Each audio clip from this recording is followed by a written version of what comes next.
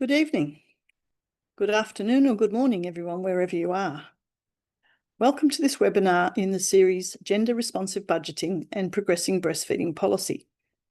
Our program of webinars since 2020 has aimed to galvanise efforts to improve breastfeeding policies and investments by applying a gender lens to government budgeting on breastfeeding.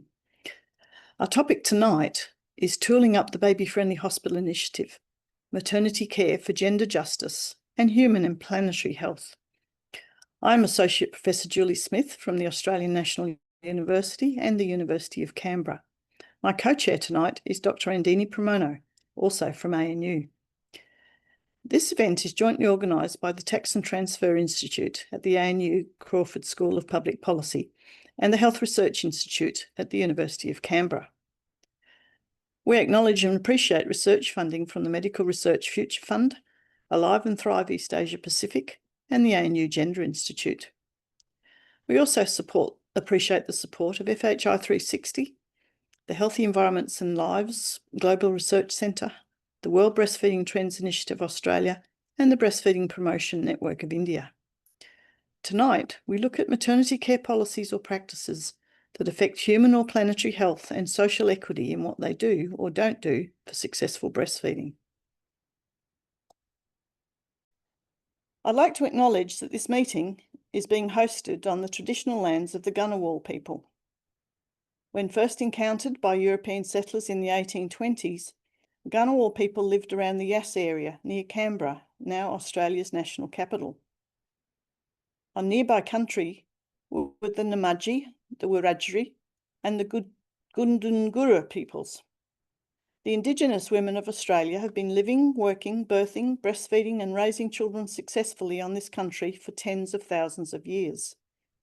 Their skills and knowledge about safe infant and young child feeding, including breastfeeding and safe complementary feeding, has been key to their health and survival. We've much to learn from Indigenous women and from their history. I would like us to acknowledge and celebrate the first Australians on whose traditional lands we meet and pay our respects to their elders, past, present and emerging. As well as my co-chair, Dr. Pramono, and our co-presenters, Diane Paul's been working hard behind the scenes to ensure the webinar series runs as smoothly and productive as possible. Remember, we're recording the event so you can view it later if you need to step out, but please put your audio on mute. All questions and comments will be taken via the chat function in Zoom, and we'll bring this together at the end of the evening. If there's any unpleasant or bad behaviour in the chat, you're out of here. Our expert speakers will now take us through the program. Firstly, David Clark will deliver some opening remarks. We'll then have presentations from me, Ms. Constance Ching, Ms. John Nak Pitaks, Dr. Andini Pramono, Professor Nasa Bagheri, and Dr. Duan Nguyen. Armed with new knowledge about scaling up BFHI, code monitoring health facilities, mitigation actions in healthcare, gender-just investments in maternity care, and equity of access to BFHI standards, we'll learn about measuring the environmental impacts of infant formula products using the green feeding tool.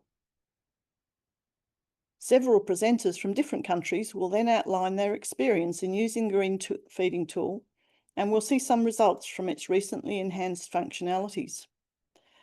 Professor Jenny Gamble will then bring it all together for us, offering her thoughts on gender justice impacts of scaling up BFHI in maternity services. And then Roger Matheson will conclude the program with a brief reflection and celebration of our research collaboration. Please read the brief biographies for this wonderful lineup of presenters. The biographies are online in the program document. So now I would like to introduce David Clark, who will deliver the opening remarks from the United States by video. David Clark is an international public health and human rights lawyer and was the legal advisor for the UNICEF Nutrition Program from 1995 to 2020. David was instrumental in assisting more than 60 countries in drafting legislation to implement the International Code of Marketing of Breast Milk Substitutes and subsequent resolutions of the World Health Assembly, the Code, and in working with the Baby-Friendly Hospital Initiative to implement the code into healthcare systems across the globe. Please welcome David Clark.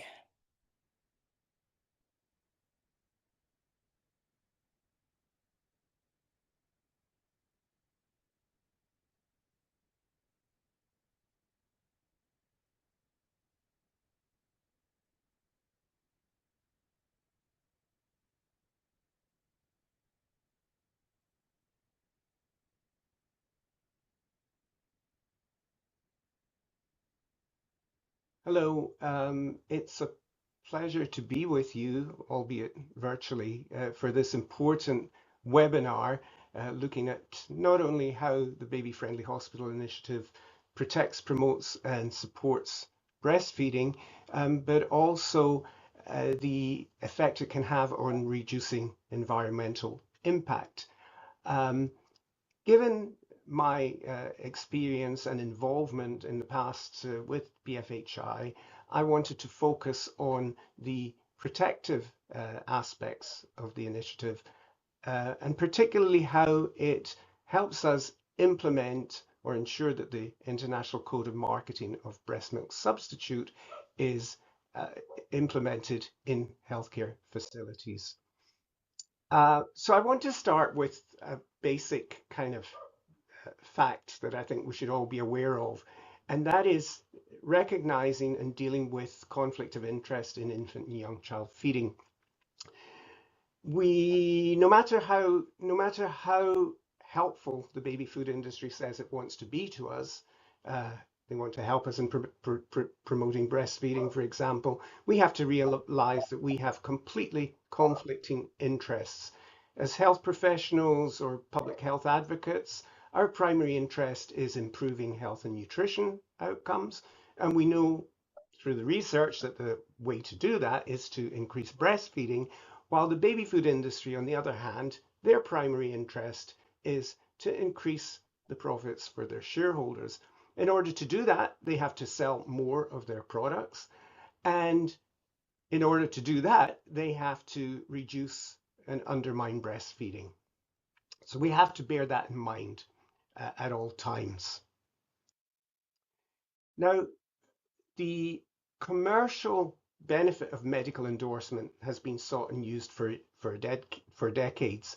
I mean, the professional endorsement, medical endorsement, is a very successful conduit for promotion of products, even unhealthy products. In the past, this is from the last century, we can see that tobacco companies were using the health professional to get endorsement to promote their products.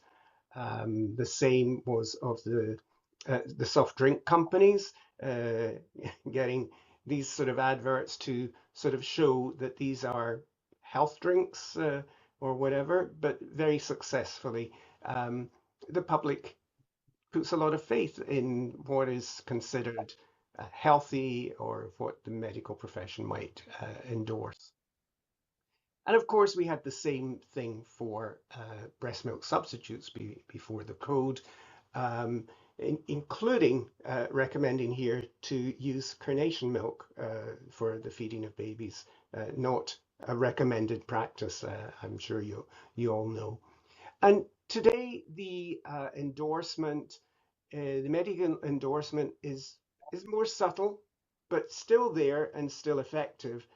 This is an example from Russia where this company has clearly paid the Russian Pediatric Association to carry its logo, saying that these formulas are recommended by the Russian Pediatric Association. Again, something that parents would put their faith in and therefore increasing sales of this product. In some places, again, the companies that want to help us, they will provide the white coats for the pediatricians, of course, with the company name and logo, um, and or growth charts, another thing that we will find in hospitals that don't comply with the code. Uh, and I've been talking about this code just so that we're all on the same page. I'm talking about the International Code of Marketing of Breast Milk Substitutes, adopted in 1981. It's a recommendation to all governments to adopt national regulations, and these should be legally enforceable regulations, updated regularly by the World Health Assembly through its resolutions so that it's kept up to date and deals with new marketing tactics or products. It protects women. In fact, it should protect everyone from misinformation by prohibiting all advertising or other forms of promotion of breast milk substitutes, feeding bottles, and teats. Prohibits the use of healthcare system to promote breast milk substitutes and protect health workers from the influence and pressures from the baby food industry. and it requires governments to provide parents with and caregivers with objective and consistent information. Just very quickly, the slide from a very reputable source, I might add, shows that in countries where they have good code implementation and enforcement, the trends in formula milk sales are stagnant compared with those in countries that do not have good code regulations in place, showing us that the code does work in protecting breastfeeding. How does the code help when we're talking about healthcare facilities? Well, it says that healthcare facilities are not to be used for the promotion of products within the scope of the code, and there should be no display of products within the scope of the code or distribution of material provided by a manufacturer or distributor. But in fact, the code had a lot of loopholes. The code, as it was adopted in 1981, it allowed companies to donate equipment and materials which can bear the company's name or logo. It only prohibited financial or material inducement to promote products within the scope of the code. So a lot of companies would give pens or calendars or other things which they said were not financial or material inducements, but they had a very promotional effect being seen in doctors' offices or whatever. And it allowed the companies to make contributions for fellowships, study tours, etc., as long as those were disclosed. So again, another very big loophole. And you know, the social science research shows that the impulse to reciprocate for even the smallest gifts is a powerful influence on people's behavior. And people who are receiving gifts, they may think that they remain objective, but they're often unable to remain so. And they reweigh information and choices in the light of the gift. And no strings attached still carries an expectation of some kind of reciprocity. Remember, those companies are only trying to are spending the money to make these gifts or provide that support because they are aiming to undermine breastfeeding in one way or the other. We now, since 2016, we had one of these important resolutions I was talking about, which has a guidance on ending the inappropriate promotion of foods for infants and young children. And it really provides us with some very good recommendations on what is no longer allowed in terms of conflict of interest within the healthcare system. So no more of these gifts, no more providing equipment, whether or not they have the name or logo of the company, no sponsorship of meetings for health professionals, etc. This puts us in a much stronger position. I just wanted to remind us that when the Baby Friendly Hospital, it was one of the operational targets in the 1990 Innocenti Declaration. You can see there it was placed separately from the code. So we've got the 10 steps to successful breastfeeding, which was one of the which was the basis for the Baby Friendly Hospital initiative, and the code as separate targets. I guess everybody assumed that by 1995 every country would have adopted the code and therefore it would be applied in the healthcare facilities, but we know that didn't happen. So in fact, the 10 steps to successful breastfeeding, as they originally appeared, don't mention the code at all. And so you could actually have countries or hospitals where there were code violations, but they could still be baby friendly. So that was resolved a little bit to a certain extent in 2009 when the BFHI documents were revised, and they included a new section on compliance with the code. And here, this is just a screenshot. You can see there was global criteria for code compliance, and it went through a lot of the things I've been talking about, the things that that would put a stop to conflict of interest in those hospitals. Again, we had a further look at the BFHI in 2017, much more user-friendly poster for the 10 steps now. And this was really to look at the evidence to make sure that BFHI and the 10 steps could be presented as evidence-based. So, in conclusion, I just wanted to leave you with the following thoughts. Um, Firstly, we need to remember that the baby food industry and we, the public health advocates and professionals, have completely conflicting interests. And therefore, the involvement of the baby food industry in baby-friendly hospitals or any health facilities represents a serious conflict of interest and undermines breastfeeding, thus undermining the rights of mothers and babies. I also want to remind you that implementation of the code, when done properly, it protects the general public and the healthcare system from the misinformation and manipulation of the baby food industry. And finally, that BFHI should be seen as a means to ensure implementation of the code in hospitals, keeping the baby food industry at arm's length and protecting mothers, babies, and health professionals from their aggressive and unethical marketing ploys. And with that, I'd like to thank you for your attention, and it gives me great pleasure to open this webinar with these remarks. I wish you all the best over the next couple of hours as you discuss these important matters. Thank you very much. Well, a virtual thank you to the wonderful David Clark. So next on the program is in fact me, and I will be talking about scaling up BFHI in Australia, integrating the 10 steps into policy documents and professional standards of care.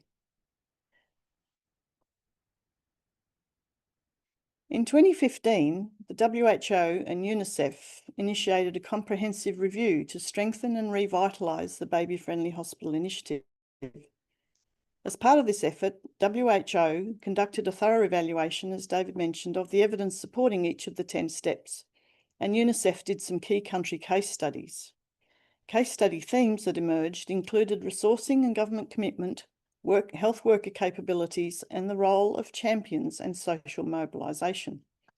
Following this, again, as David mentioned, an updated implementation guide was issued in 2018 to assist countries in effectively adopting the BFHI. This guidance emphasises scalable strategies for achieving universal coverage and long-term sustainability. It highlights the importance of integrating the initiative into the broader healthcare system to ensure that all facilities adhere to the 10 steps and to ensure that the 10-step standard of care are equitably available to women. The formula industry works to a marketing playbook that includes marketing in health services. The 2023 Lancet series exposes how the CMF industry marketing strategies exploit parental vulnerabilities and capitalise on policy and program gaps, including in BFHI implementation. Commercial milk formula products, including specialised formulas, are marketed to parents and health professionals as solutions to pathologised infant behaviours, such as crying, fussing, or sleeplessness. Health professionals, often poorly equipped to assist mothers in managing these concerns, unknowingly become central to formula marketing. The industry frequently provides their continuing medical education on infant feeding because governments and education institutions fail to provide adequately for this. Shockingly, the Lancet study number 2, documented that formula companies view health professionals as key category entry points for marketing CMF products. Gendered messaging and the illusion of choice is also part of this ecosystem. Marketing tactics in the industry playbook leverage gender stereotypes, framing formula as liberation in a can. And the industry narrative redirects attention towards individual choice, while conveniently obscuring the structural barriers and policy deficiencies that constrain women's infant feeding decisions and thwart their intentions. Furthermore, the Lancet Series Paper 3 reveals how the global formula market boom in low and middle income countries in the past decade gave accumulation of immense financial power to these corporations to shape the infant feeding ecosystem. Formula companies can exert significant influence over regulations and public health policies, often in their own commercial interest rather than public health. So most people here, I think, will be familiar with the PROBIT study, which was a large cluster randomised controlled trial that evaluated the BFHI 10 steps.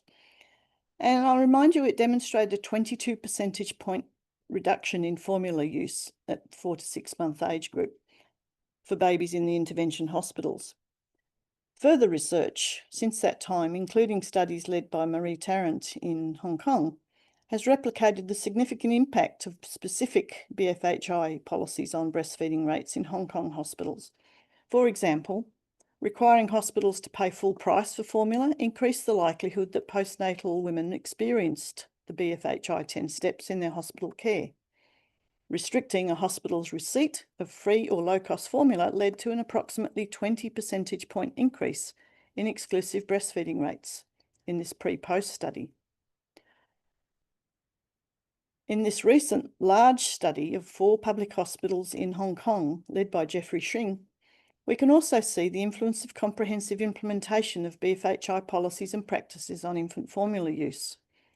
In this study, the risk of early cessation of exclusive breastfeeding during the first 26 weeks was consistently about 20 percentage points lower in the population that experienced the BFHI 10 steps. And the area between the curves in Figure 4 represents the reduced use of infant formula due to BFHI maternity care practices. Think about it, that's a lot of CMF infant formula sales lost. Australian governments have indicated policy objectives of protecting, supporting and promoting breastfeeding by encouraging hospitals to become BFHI accredited, by ending inappropriate marketing of infant formula and breast milk substitutes, and by increasing health professionals' education and training that is free from commercial influence. The Australian National Breastfeeding Strategy of 2019 and beyond was clear in what all Australian jurisdictions committed to do and who did what. But no budget was allocated, and it's not integrated into the wider hospital accreditation system.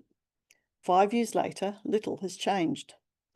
So what's going on? We've got good evidence replicated in different countries with good fidelity of the intervention, and yet we see minimal progress in scaling up BFHI in Australia. So our research project is funded by the Medical Research Futures Fund. And in a nutshell, we hope to improve understanding of what drives BFHI uptake and scale up, to find out what birthing women want and what would help promote the 10th step. And in terms of the bigger picture, what gets in the way of scaling up BFHI 10 steps at a health system and societal level? Is it negative feedback loops? Is it real-world factors that dilute its appeal to key stakeholders, policy and health decision makers? The problem we have is the recent study led by Charlotte Media indicates that 1/3 of babies in New South Wales and Victoria, which is more than half of the Australian population, are fed formula in hospital. Moreover, in New South Wales, this data set shows a steady rise in formula use that increased from 20% in 2010 to over 30% by 2021. Notably, though, in Tasmania, available data shows that formula use has declined slightly over time, reaching around 13% in 2020, despite the state's high levels of social disadvantage. Very relevantly, all 4 Tasmanian hospitals are BFHI accredited. I'll now provide a quick overview of our Scaling Up BFHI in Australia research project and focusing on these 4 BFHI practices and policies that firstly illustrate the less visible obstacles to scaling up, and secondly that identify the gender budgeting aspects of moving to a more environmentally sustainable maternity care system. The aims of the research are to examine the equity of access and social fragmentation in relation to breastfeeding and health outcomes, to assess the preferences and economic value that maternity services consumers place on the implementation of BFHI, as well as to develop information resources and evaluate their effectiveness in engaging consumers on the BFHI Step 10. Earlier, I pointed to some of the evidence demonstrating that implementing the BFHI 10 steps, whether individually or in combination, is an effective intervention. And I asked the question, why isn't it widely implemented? And the answer partly lies in its complexity. Implementation science underscores that successful scaling of even a proven effective intervention must consider other factors: fidelity and replication, ensuring that the key elements remain consistent when implemented across different settings. Target population is not just individual mothers, but who else needs to be involved? Healthcare professionals, managers and policymakers who play a crucial role in adoption and maintaining the intervention. And also the context of implementation, including sources of resistance to BFHI. The 2016 Lancet series highlighted the broader structural and health system determinants of breastfeeding. But as I mentioned earlier, the 2023 Lancet Breastfeeding series documented the political economy of infant feeding, revealing also the gendered healthcare and financing systems that shape investments in maternity care. The power of corporations in influencing policies, not merely through direct marketing within healthcare facilities, but through systemic influence, adds another layer of complexity. This reality positions the CMF industry as an invisible yet influential stakeholder in BFHI scale-up efforts. A gender budgeting lens can offer valuable insights in how gender-biased financing systems can create obstacles to implementing, for example, Step 2, health professional education and training in health systems. As is evident, BFHI is not a simple intervention, but rather it's complicated and complex and requires careful navigation. So to help our understanding, our MRFF study will apply what's known as the non-adoption, abandonment, scale-up, spread and sustainability framework that's been developed by Trish Grenhall. This framework provides a structured approach to organising and analysing complexity in the scaling up of BFHI. And in the diagram on the right, you can see there, for example, that this first element of our study sits within that wider system in domain 6, and the other two study elements relate to the adopter system in domain 4. So in study 1, we'll hear more about this shortly, but we'll look at who gets access to the BFHI 10 steps and what lies behind that. Who provides the resources needed to underpin the change? Who are the champions for it, and where do they come from? What does this mean for who benefits and who loses from BFHI? So this work will generate a visual map of Australia's hotspots for exclusive and continued breastfeeding and access to the BFHI accredited hospitals, and the role of social cohesion or fragmentation. And what we'll hear about tonight actually is a preliminary geomapping study using publicly available New South Wales state data that we conducted and disseminated through national media coverage when the project launched this time last year. The second element of our research is more technical. It's an economic analysis of survey data that will help to understand demand for BFHI 10 steps. This is a technique that's evolved from marketing research, actually. So we'll be asking, what do women value about it, and which of the 10 steps are the most important to their choice of hospital, as well as distance from their home and factors like that. And in the imaginary world of economics, how much would women be willing to pay for maternity care standards that ensure they meet their breastfeeding aspirations? So this activity will deliver a willingness to pay study, as it's called, to identify the attributes that drive preferences of childbearing age women when deciding on a hospital and their priorities for breastfeeding support. And the third element of the study will bring together the findings of the previous two elements. We'll work together with our partner organisations to develop effective information resources on the 10th step to link new mothers with breastfeeding support outside the hospital. And this co-design work will generate new knowledge on how to enhance the appeal of the 10th step for mothers in giving birth in hospitals, as well as for breastfeeding, health professional breastfeeding advocates. So I'm pleased to announce that the Baby Friendly Project webpage and information on these 3 study elements is now live at the University of Canberra, where the project is now hosted. So there's a place for you to go to keep in touch with what we're up to. Finally, I wanted to refer to 2 important but the less visible obstacles to BFHI scaling up that I touched on previously. Industry pricing of infant formula in Australian health facilities, BFHI Step 1. My investigations suggest that infant formula is supplied to Australian health facilities at widely varying prices compared to retail levels.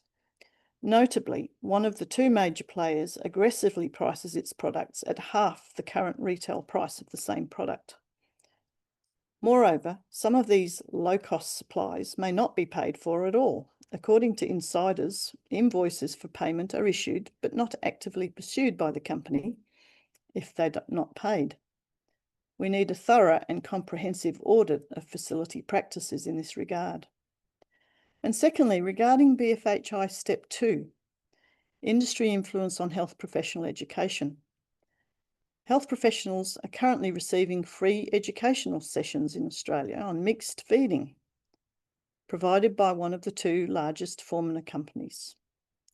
Additionally, some health professionals act in alignment with industry interests and outside the relevant NH and MRC guidelines for health professionals in supporting those webinars. The lack of transparency surrounding financial support from the CMF industry is deeply concerning and raises ethical concerns about potential conflicts of interest in professional guidance on infant feeding, as well as concern at the lack of gender equity in government budgeting for health professionals' training and education in maternity care. The industry's hidden subsidy to maternity services presents a significant structural barrier to scaling up BFHI in Australia. It could be worth millions of dollars a year to Australian hospitals. A crucial step in implementing the BFHI is therefore a Commonwealth state funding agreement to ensure state governments and facilities transition away from this reliance on cheap formula supplies from the industry, and also can eliminate the formula industry influence in the education of health professionals. So we're about to explore now how the Baby Friendly Hospital Initiative can drive a gender equitable transition towards better health and more sustainable maternity care services. Before we finish, I couldn't resist offering some numbers. Infant formula sold in Australia contributes around 67,000 metric tonnes of greenhouse gas emissions annually and consumes 23 million cubic metres of water during its life cycle. Norway, which has universal baby-friendly hospital implementation, produces only 1/10 of the greenhouse gas emissions of Ireland, despite having the same number of births each year. China, with half the number of births as India, generates 10 times the greenhouse gas emissions and water consumption. By improving maternity care and reducing unnecessary exposure to infant formula in the crucial postnatal days, we could significantly lower these environmental impacts. Thank you. So we're now going to move to Constance Ching, who's technical consultant on code advocacy and implementation at Alive and Thrive East Asia Pacific and FHI 360. Over to you, Constance. Thank you, Julie, for the presentation. So I'm gonna start with sharing my screen, and thanks for providing this opportunity for us to, to present our digital platform that we use to monitor different settings, including the healthcare setting. So I'm going to share my screen.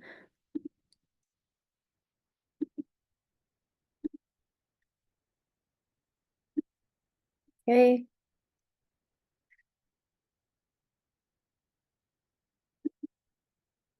Okay, so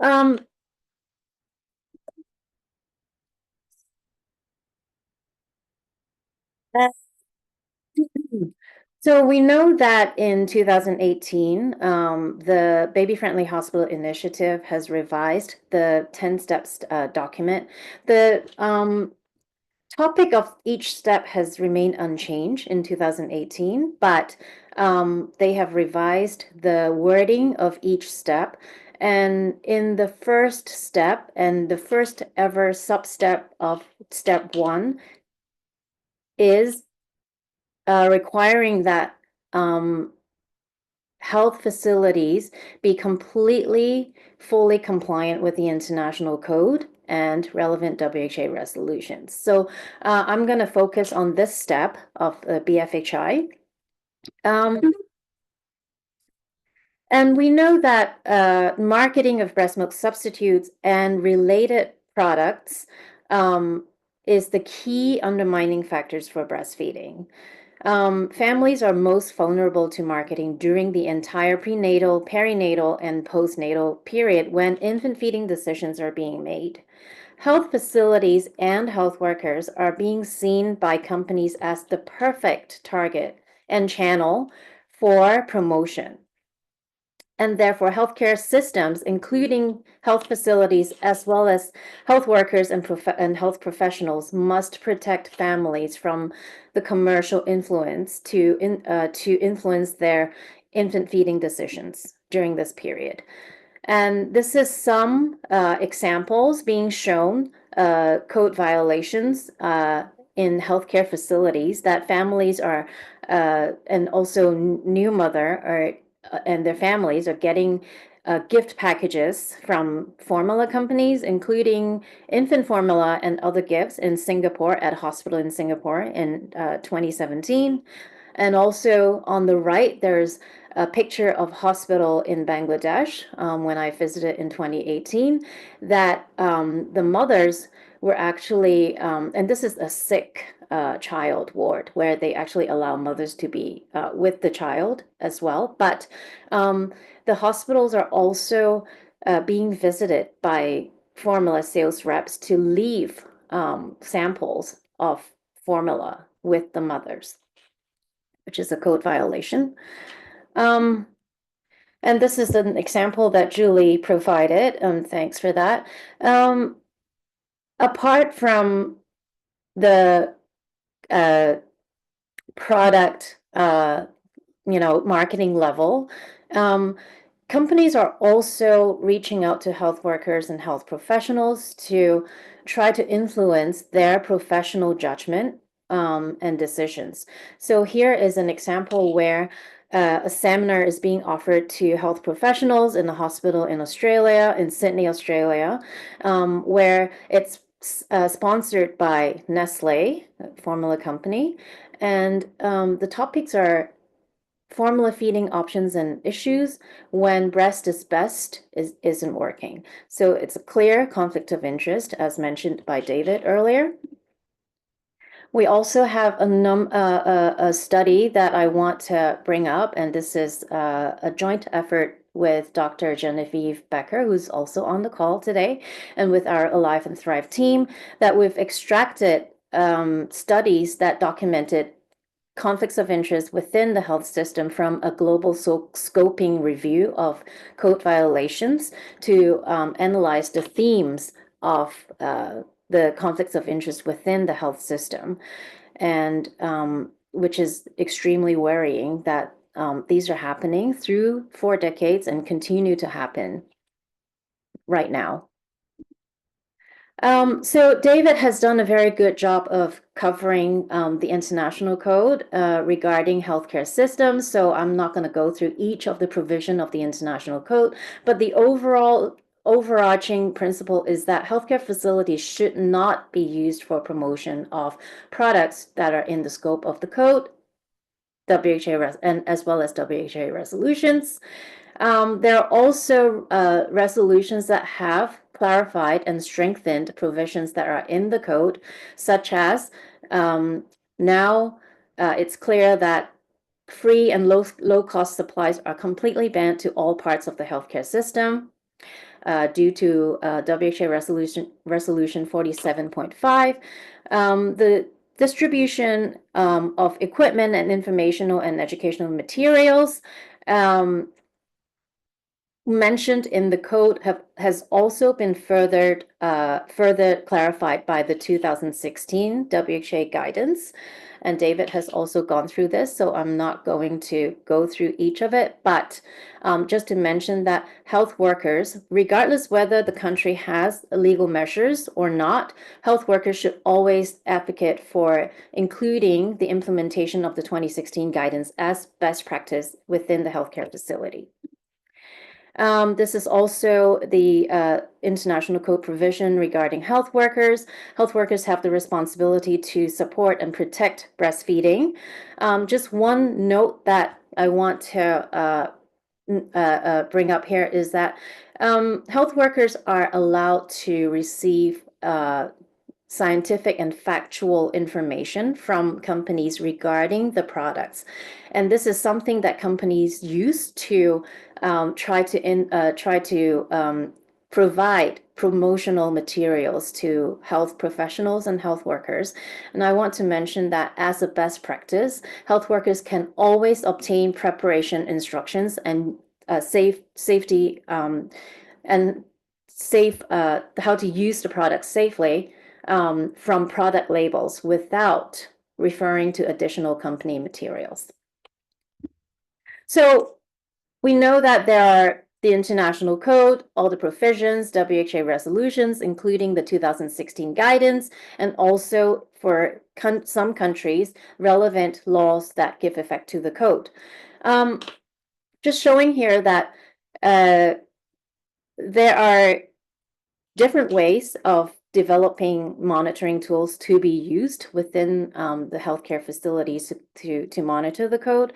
And these are the earlier examples that I developed based on the IPFON ICDC Quick and Easy form and also the Netcode Universal Monitoring form. So this is adapted from the Netcode Ongoing Monitoring form and done on free platforms such as Jotform or Google Form. And so these are the documents that you can find on the internet easily. The IPFON Quick and Easy form from the Code Monitoring Kit, as well as the Netcode Ongoing Monitoring Kit. And these are the two documents that we use to adapt for the online monitoring form. So this brings us to Alive and Thrive, building a comprehensive code monitoring digital platform with our partners. So it first started with Vietnam with the development of Vivid, an AI detection tool. It's called Virtual Violations Detector.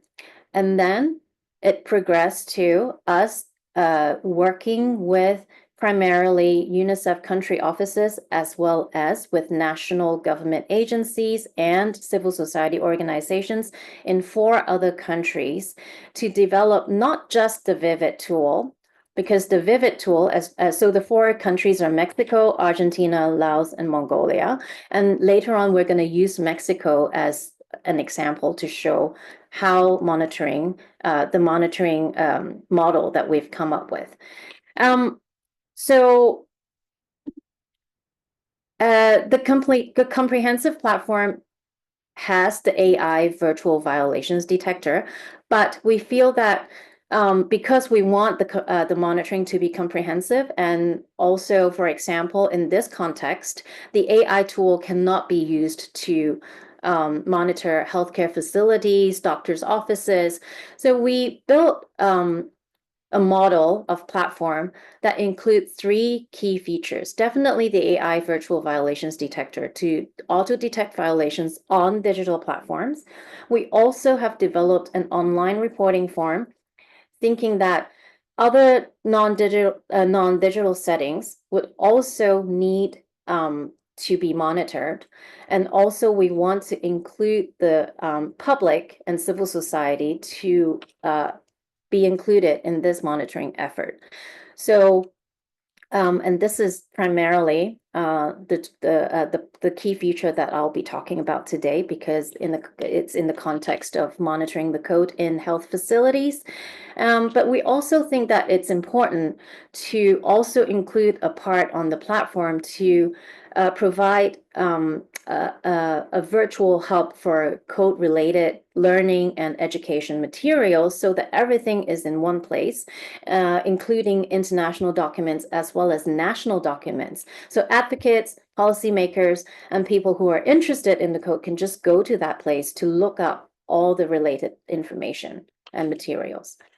So this is how the online monitoring form looks like for Mexico. And this was developed together with UNICEF Mexico office, country office, as well as civil society organizations that are in the country, as well as members of the academia. So there's a committee to work with us and overlook this whole process. And sorry, this is in Spanish, but I can walk you through this. You can see that this is an online monitoring form, and healthcare facilities settings are included in the form. So for example, you can see that here we are able to pick the type of violations or the settings: promotion in healthcare facilities, donations of products in healthcare facilities, as well as gifts to healthcare workers.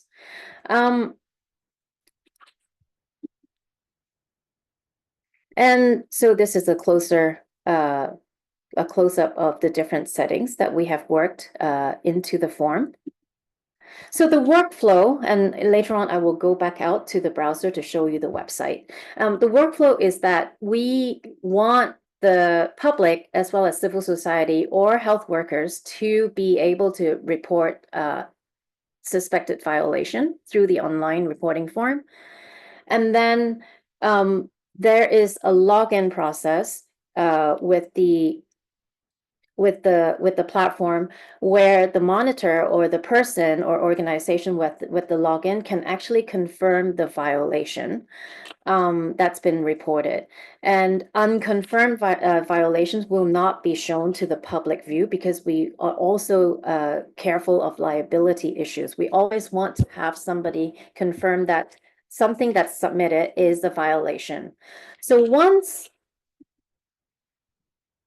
the monitor has confirmed the violation in the back end, a pin will actually appear in the map to pin the location of the violation. And this, once the violation has been confirmed, the pin will also show up in the public view. So the idea is that we want to put pressure on the enforcement agency to take action with the violation, because the public can actually see the pin location, whether it's a hospital or a doctor's office or a shop.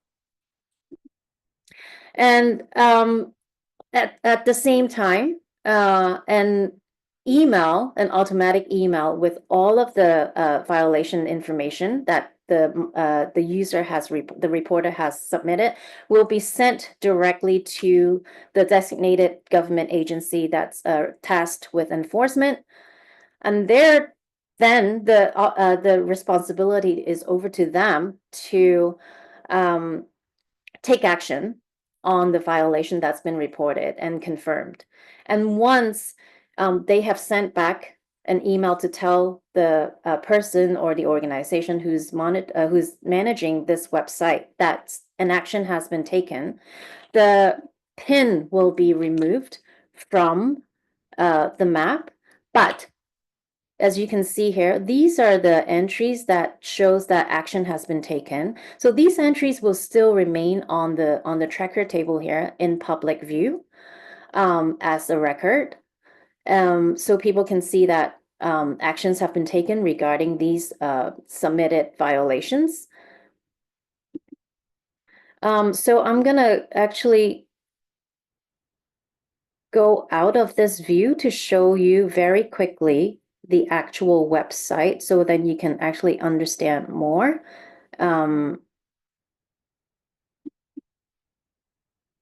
what this is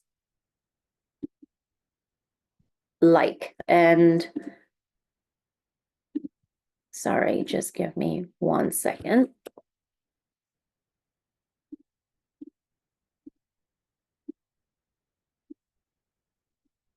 Okay, so we're here. Can everyone see the form? Yep. Okay, so this is actually the whole form that I did a screenshot. As you can see, you have to input all the information, the location, address of the violation found in this part, and also the settings and types of violation. So I have pre-entered an entry earlier. If we go to this tracker here, and then to this. Okay, so this is the entry that I've entered earlier just as a test entry. So I've logged in as the supervisor of this website. So this is not the public view. As the supervisor of this website, you can see the email, phone number, of the reporter who reported this violation. And you also get to confirm whether something is a violation or not. So now this is shown as possible violation. And then let's say I want to, and also an email has, once I confirm this, so let's say I'm confirming this, okay, I think that it is a legit violation that's happening in a healthcare facility. Okay, once I've done that, an automatic email will be sent to the relevant government agency, and we've already set this up working with the Mexico team and they will have all the information of the violation. In here, we're only showing the city and the district of where the violation is found, but in the email, there will be the full address. And we don't want to show this too much information because of, the information is sensitive, but in the email that's sent to the enforcement agency, they will have all of the information. And then once I've confirmed this violation status, a pin will actually appear on this map here. And let me just log out. So I'm no longer the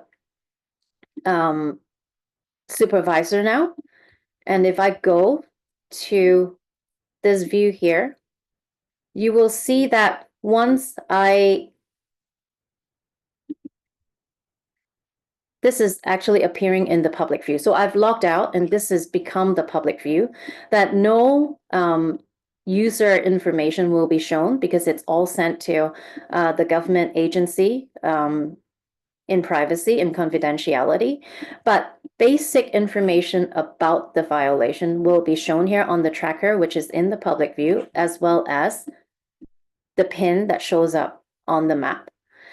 And I'm not going to log back in as the supervisor, but once I receive the information from the government agency that they have gone to look at this violation and they've taken some action about the violation, whether it's asking the violation to be removed, whether it's giving a warning to the healthcare facility, according to the national law and regulation.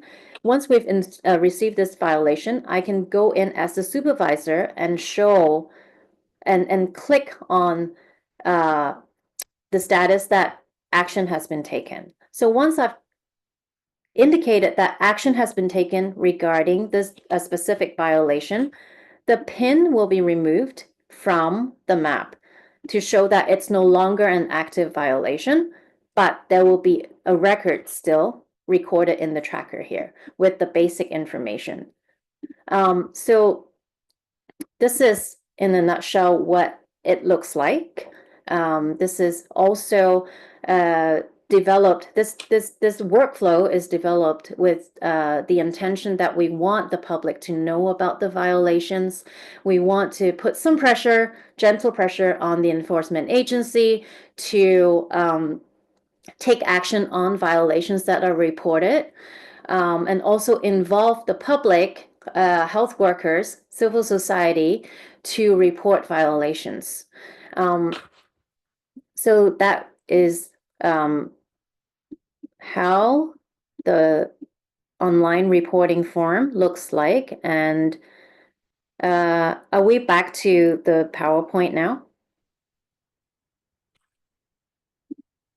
Yes? Oops. Yes. Okay. All right. Okay.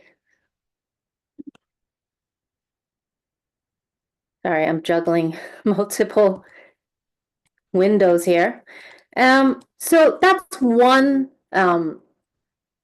example that that I just showed, and we work very closely with the country team according to the country's need and context, and which also includes an in-country user testing workshop as well as a capacity building workshop regarding the workflow as well as action mapping. So it's a very long process, working very closely with the country, UNICEF country office, the government, the enforcement agencies of the government, or any other relevant agencies, as well as civil society in the country. We've also, so this is another adaptation of the form, and this is from Argentina. I'm not going to show the actual website because of time, but just know that with each country that we work with, we adapt to the country's needs and priorities according to the country. And as far as options, which I've shown, there are the online, basic online form options that health facilities can build can develop to use. And this is just an example that I took when I was in Mongolia in 2018 of a monitoring exercise, that there are also other ways to do this. So there's no one way to do this. And this is an example where they actually put up a hotline, a phone number, where anybody in the healthcare facility can report code violation. And this is at BFHI hospital in Mongolia. So the whole point, the key point is that we want to develop systems that allow people to report and to gather information of violation so that it generates corrective action to be taken in whatever way that we, depending on the resource, depending on the context, and that is the key message that we want to have, that we want to gather information of violations, and then we want to see some corrective action taken. And so I hope that it gives you a brief overview of how the reporting workflow looks like with the online reporting form. And I hope that, you know, something can also be developed in Australia with the healthcare facilities, and so that we will see more of what I've seen in Papua New Guinea in 2017. And I just want to highlight that Papua New Guinea is the country where they adopted marketing. They adopted a law to restrict marketing of breast milk substitutes before the adoption of the international code. This was in 1979. And in the BFHI hospital, this was the picture that this was the picture was taken from there with the mother's full consent, but I felt that we want to see more of this in hospitals. And therefore, it's extremely important that we start with step 1A of BFHI, which is to protect breastfeeding and protect mothers and parents and babies from commercial influence when that is with, during the period where infant feeding decisions are being made, which is a very critical period of time. So thank you very much. I can answer questions in the chat box. Thank you. So thank you so much, Constance. That certainly gives us something to chew on and to consider how we can make the most of this wonderful tool. We're now going to move to Dr. John Nark-Bitaks, who's the Director of Environment and Climate Action at FHI 360. John is going to talk about high impact actions in healthcare. Where does implementing the 10 steps to successful breastfeeding sit? What's the big picture? So thank you, John. Over to you. Thank you so much, Julie. Andini, can I have the presentation, please? I have Thank you. shared it. Can you see it now? Yes, thank you so Okay. much. Yeah. All right. Thank you so much again, Julie, for the introduction. So hello, everyone. As Julie mentioned, my name is John from Bangkok, Thailand. I'm the Director of the Environment and Climate Action at FHI 360 Asia Pacific Regional Office. On behalf of FHI 360, thank you for your kind invitation and the opportunity to join this important conversation today. I'm especially honored to be here alongside partners and colleagues who are leading the charge to transform maternal and newborn care, not just in terms of clinical quality and nutrition, but also through the lens of climate action and sustainability. Next, please.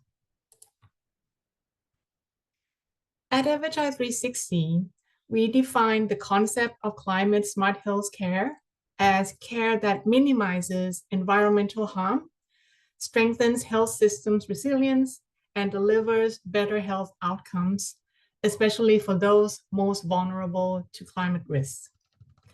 Globally, as you might know, the health sector contributes to 5% of total greenhouse gas emissions. Maternal services are delivered universally, often 24/7, and rely heavily on energy, supplies, and staffing, sometimes under emergency conditions. They are also deeply intertwined with gender justice and long-term health and equity outcomes. However, in the broader climate and health conversation, maternal care often remains overlooked. This gap represents a critical missed opportunity. By integrating climate smart approaches into maternity care, we're not just reducing emissions, we are improving care for mothers and newborns, promoting health equity, and building more resilient, efficient, and reliable health systems. Next, please. Approaches to make maternity care climate friendly. There are several areas where climate smart practices can be thoughtfully integrated into maternity care.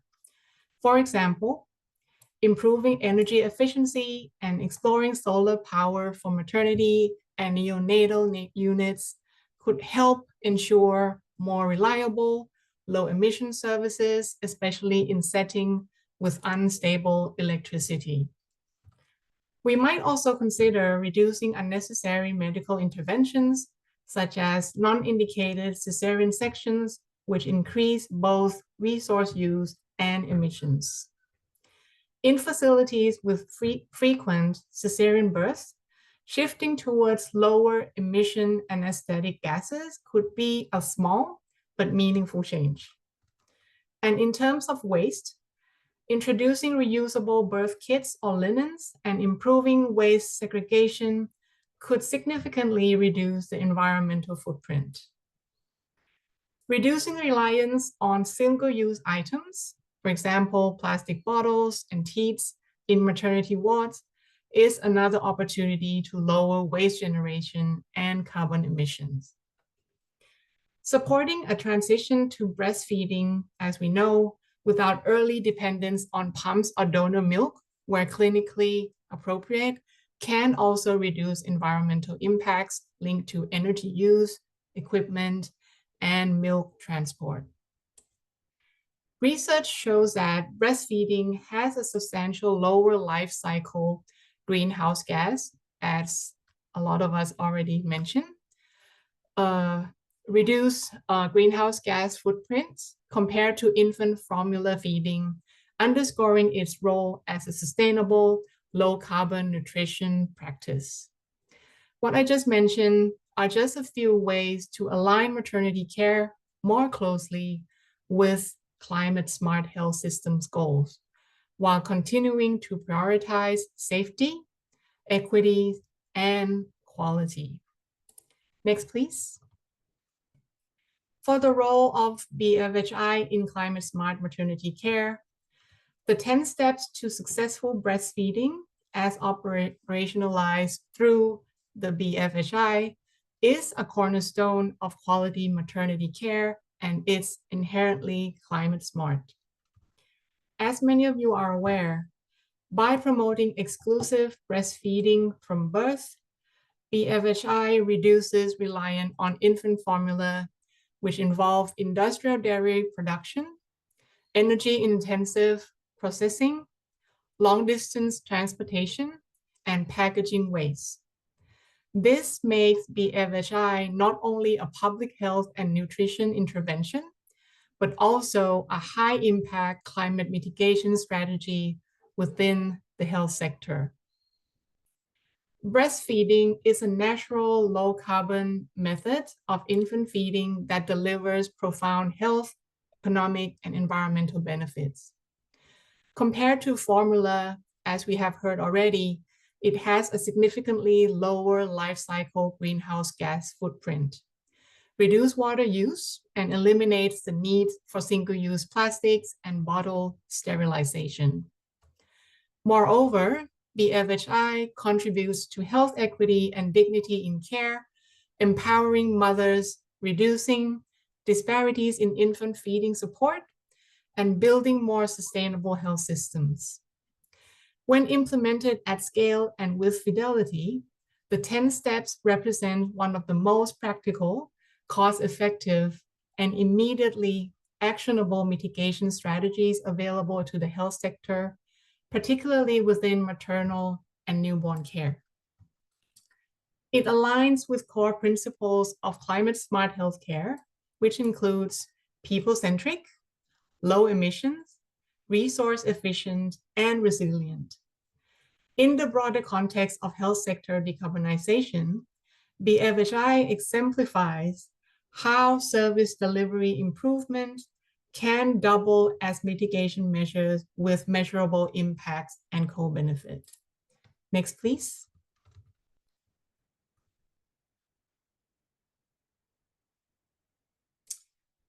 In Thailand, BFHI 360 has worked with UNFPA to assess health facilities using a climate smart lens. The result of these assessments help establish baseline information and prioritize both short and long-term intervention to help healthcare facilities in Thailand mitigate and adapt to climate change while increasing resilience. We have also developed a toolkit to adapt global assessment tools, such as those from WHO, to local realities. While the assessment did not focus specifically on maternity services, it highlighted infrastructure, water and waste systems, and emergency preparedness as critical factors influencing a facility's vulnerabilities to climate change. These factors are particularly relevant to maternity care, where continuous power, hygiene, and safe water access are essential for safe, respectful service delivery. Next, please.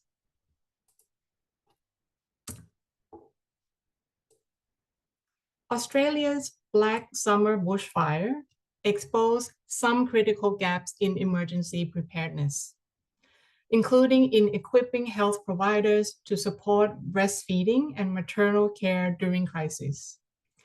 It shows that both infrastructure and workforce capacity must be strengthened to protect vulnerable populations in emergency settings. Our assessment in Thailand revealed clear opportunities to integrate climate smart practices into maternity and primary healthcare services. This includes enhancing staff training, improving facility readiness, and ensuring consistent maternal and newborn care, even in the face of extreme climate event. Across the Asia Pacific, we've worked with partners to embed climate smart healthcare into existing health programs rather than creating siloed efforts. This integrated approach is not only sustainable, it builds local ownership and helps translate global goals into real, meaningful actions on the ground. Next, please. To conclude, I just want to mention that with the enhanced green feeding tool, we have a unique opportunity to strengthen the climate health nutrition connection even further. The start of life from pregnancy to birth and breastfeeding is a critical window to implement climate smart and equity-centered care. By greening health systems and supporting initiatives like BFHI, we can improve maternal and newborn outcomes and help build a healthier planet for generations to come. Next, please. Thank you so much for your attention. Over to you, please, Julie. Wow, that was amazing and really lovely to see how the BFHI fits into that broader picture. Thank you, John. Okay, so now we're going to hear from Dr. Andini Pramono on the gender justice and green feeding in maternity care. Okay. Thank you, Julie. Can you hear me? Okay. We can hear you Okay. well. Yep. Perfect. Yeah.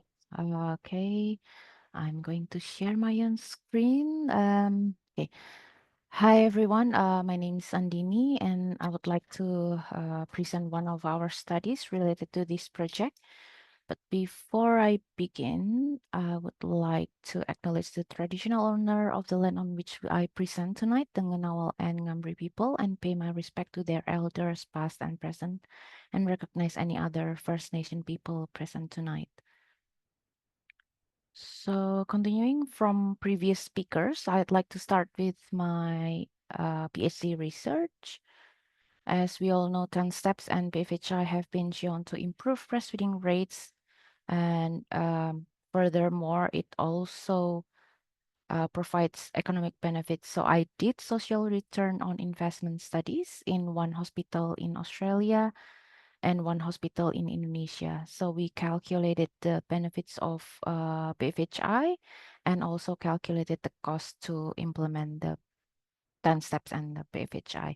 For the background context, in Indonesia, we don't have BFHI accreditation program at this moment. So we calculated the implementation of 10 steps instead. So in these studies, the Australian study showed that showed a high social return on investment. So for every $1 invested in maintaining BFHI accreditation, generated approximately $37 of benefit. While the Indonesian study showed that for every $1 invested in implementing the 10 steps, generated approximately $49 of benefits. These figures highlight the significant value of investing in BFHI and 10 steps, not just for health outcomes, but also for economic and environmental benefits. We have published this study in 2021, and you can read the full article there. I also conducted qualitative studies in the same selected hospitals. For the Australian hospital, using thematic analysis, we found that we have these two themes, time as a critical resource and continuity of care, were cross-cutting themes that frame midwives' experiences in supporting mothers to breastfeed their babies. Time constraints were experienced both through the health system structure and the BFHI accreditation process. While for the Indonesian hospital, we found that dependency on local hospital champions and a lack of budget prioritization as barriers to implementations. So I found these studies interesting to see similar problem in both countries, even they have different settings, one in high income countries and one in lower and middle income countries. The quantitative and qualitative studies highlighted the misalignment of social return, where the facilities and individual midwives and nurses bear the cost, while the benefits are received by mothers, babies, and the society. This will disincentivize the maternity services to implement the 10 steps and the BFHI. So, as we all know, the BFHI provide a framework for a more sustainable maternity and newborn care system. These steps not only aim to reduce malnutrition and chronic disease, but also improve sustainability. Key steps include adherence to the International Code of Marketing of Breast Milk Substitute and adequate training for facility staff in breastfeeding support. To lower the carbon footprint of maternity services, it is essential to reduce the purchasing, procurement, and the use of commercial milk formula.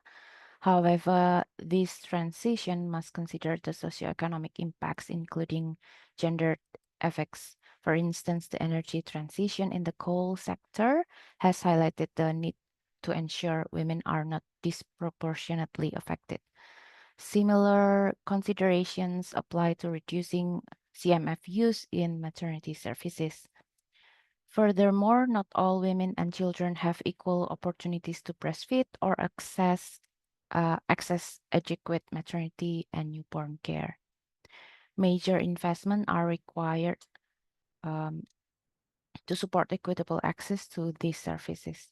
While there is emerging literature on gender just transitions in food systems, there is limited research on how these principles apply to reducing CMF use in healthcare. So we aim to integrate the current literature on key strategies for a gender just transition, aligning with the Sustainable Development Goals and the global nutrition targets for breastfeeding by 2030 to promote sustainable infant and young child feeding. While there is substantial research on gender and just transition in agriculture, its application to reducing commercial milk formula use remains limited. Understanding how women may be affected by shifts away from CMF is crucial. The BFHI can serve as a valuable tool for gender just transition, but it is important to carefully consider its potential impacts on women. Therefore, this review seeks to explore these issues and inform strategies for sustainable and equitable reduction in CMF use. To achieve the study aim, we conducted an interdisciplinary exploratory scoping review to characterize the literature and identify research gaps. Keywords for 3 topics there in the gold circle were developed using the Population Intervention Comparison and Outcome, or PICO framework, which organizes a search strategy around the impact of an intervention on a defined population. Using inclusion and exclusion criteria we developed for this study, we searched the 4 databases, and then we excluded papers that do not relate to IYCF or do not mention or have relation to greenhouse gas emission. We did not limit the year of publication, and all results were entered to Covidence to remove duplicates and enable title and abstract screening, and relevant studies were identified. These are the results. So after the screening, we included 1 paper for topic 1, 14 papers for topic 2, and 36 papers for topic 3. For topic 1, there's from this 1 paper that we included for the review, a significant finding reveals that 61% of ready-to-use breast milk substitute bought by the maternity service go unused and end up as waste. This highlights the potential of using backcasting methods to create effective food waste management strategies in healthcare settings. For topic 2, studies that were included in this review highlighted persistent gender issues, such as viewing gender as women's issues, inconsistent gender mainstreaming, and inadequate government budgeting. Gender inequalities in agri-food systems affect women's access to resources and economic opportunities, hindering climate change adaptation. Social norms and structural inequalities limit women's access to skills, information, labor, capital, and decision making.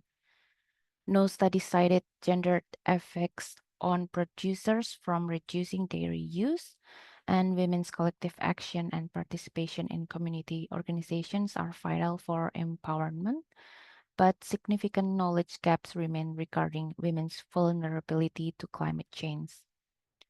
For topic 3, we have 36 paper included in the review. Findings shows that the infant feeding practices and CMF use during hospital stays and at discharge are influenced by provider practices and maternal behaviors. Babies in BFHI accredited hospitals had higher exclusive breastfeeding rates, implying lower CMF use. Mothers receiving better breastfeeding support were more likely to avoid CMF supplementation and exclusively breastfed at discharge. CMF use was consistently lower in BFHI hospitals, highlighting underinvestment in staff education on breastfeeding. BFHI adherence significantly improved breastfeeding outcomes for infants 0 until 6 months, reducing CMF use and carbon footprints, despite challenges like CMF provision and lack of breastfeeding support. So our findings indicate a limited focus on greenhouse gas impacts of pediatric and obstetric practices or CMF use, with only one study addressing CMF waste. Gender disparities hinder effective gender mainstreaming and climate change adaptation in agriculture. Importantly, no study cited gender effects on reducing dairy use.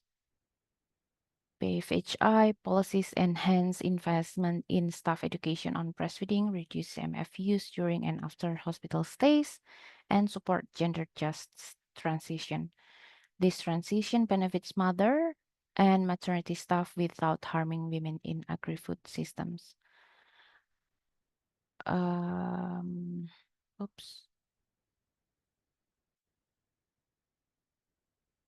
Achieving global breastfeeding targets could significantly reduce greenhouse gas emissions compared to decarbonizing CMF production and implementing BFHI improves breastfeeding rates and reduces CMF use, contributing to climate change mitigations. However, barriers such as inadequate funding and support for breastfeeding still persist. A gender lens analysis is essential to ensure fairness and equity in these efforts. This scoping review is currently under review for journal publication, and it has been presented last year at the International Scientific Conference on Climate Change in Vietnam. And this review also has been accepted at Canberra Health Annual Research Meeting, which will take place this year, and also International Congress of Nutrition, which will take place this August as well. I think that concludes my presentation. Thank you, and I'll return to you, Julie. Yes, thank you, Andini. This again is very exciting work and brings together a whole heap of issues around the BFHI and the training of staff and the budgetary cost and so on. And of course, the gender aspects, as you say. So now the green feeding tool and how to use it. I think, sorry, we have access. Who has access to BFHI in New South Wales, Australia? So this is Professor Nasser Bagheri, who, together with Joseph, will be talking about the various aspects of the first element of our project, MRFF project. Over to you, Nasser. Thank you, Julie. Can you hear me okay? Yep, we can hear you well. Yep. Hi, everyone. I'm Professor Nasser Begheri. I am a chief investigator in this MRFF grant. So I'm very excited to work with Julie and her team on this exciting project. So my talk will have two sections. In first section, I will give a brief overview of the analysis of contextual factor in breastfeeding and the health outcomes. And then we will shift to the interactive dashboard we developed through the preliminary data from New South Wales, which my colleague Joseph will explain that interactive dashboard later on. Next slide, please. So basically, at University of Canberra, we have two labs, which I'm academic director of these labs, which is a geospatial health lab and visual and decision analytic lab. These labs are complementary of each other. And then we are doing a range of activities from data management to high performance computing using the big data through the geospatial modeling, visualization, and then translation of our research to policy and practice. So basically, the philosophy of establishing this lab is enhancing communication with policymakers in public and private sectors. Next slide, please. So one aspect of this MRFF grant is looking for how contextual factor and the place the mothers live impact their breastfeeding outcome and the other health outcomes. So we are interested to look at what type of contextual factor is important in this area. One of them is social fragmentation. So I developed the social fragmentation index for whole Australia at very finer geography. In this social fragmentation captures three dimensions: attachment to the neighborhood, sharing of value and norms together within the neighborhood, and the transience from one neighborhood to another neighborhood or one neighborhood to another cities. So basically, if the attachment to the neighborhood is high and sharing the value and norms is high and transience is low, it means that there is a cohesive in these communities.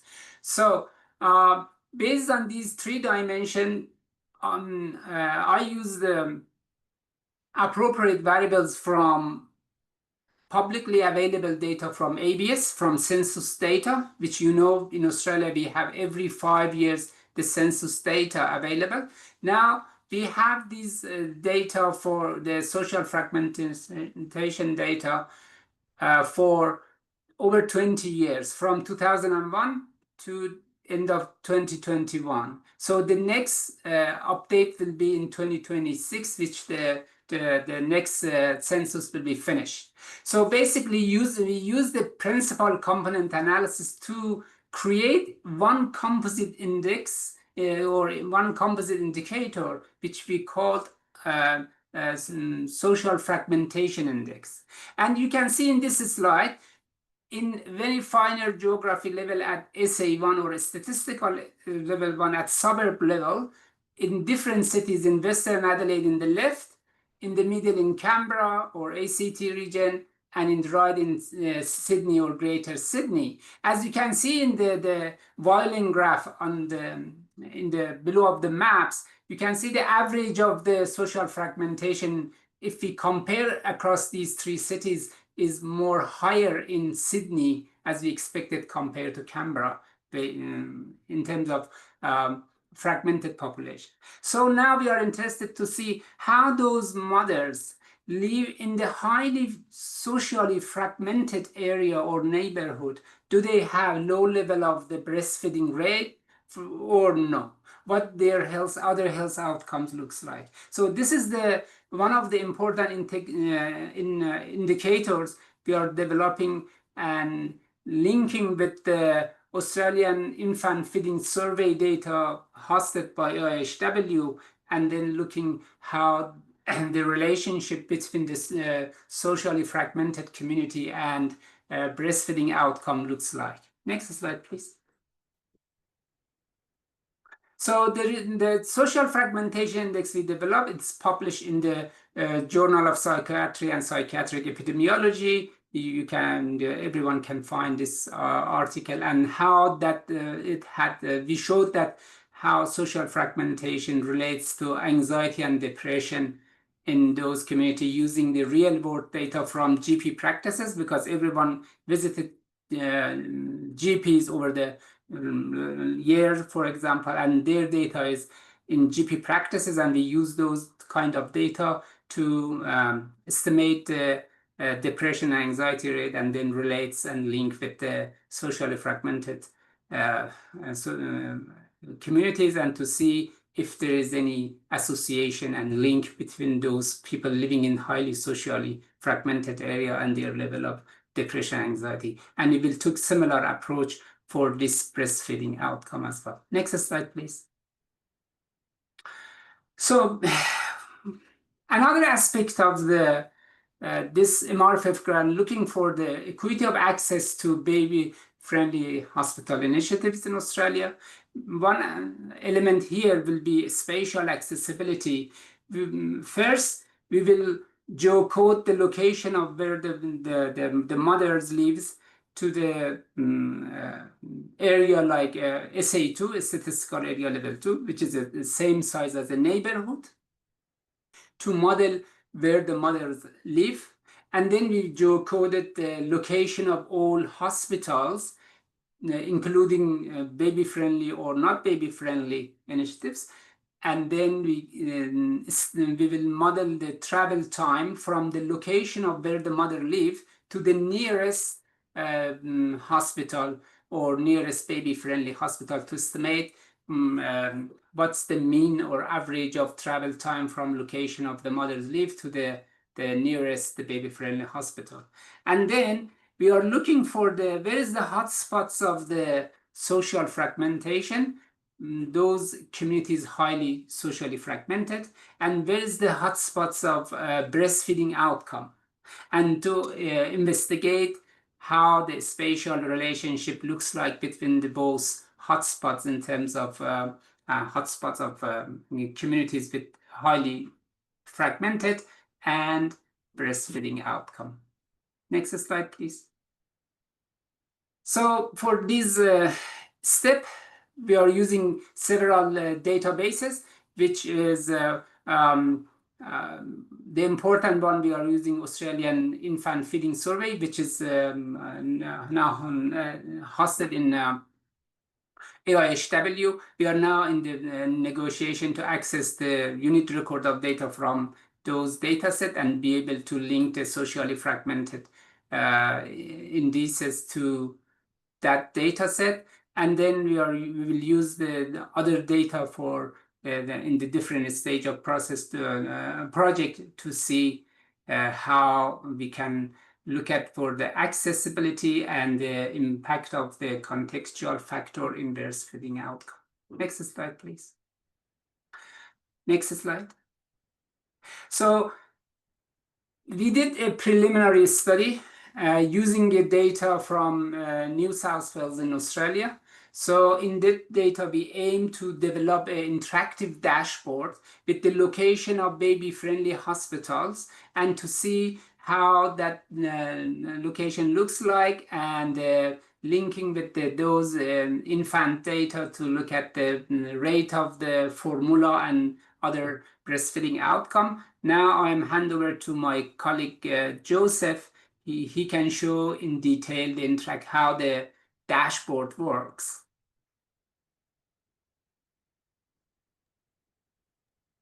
Thank you, Nasser, for that nice background and intro.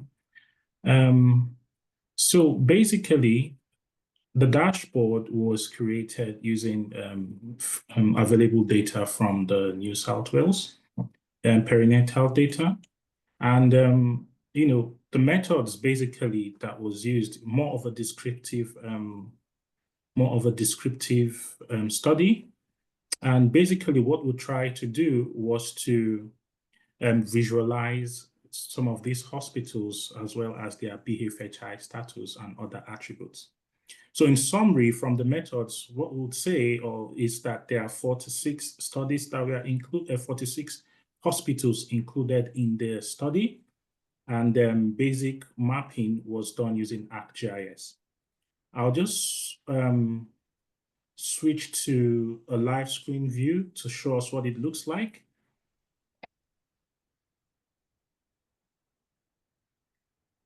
And if I click on screen 2, perfect.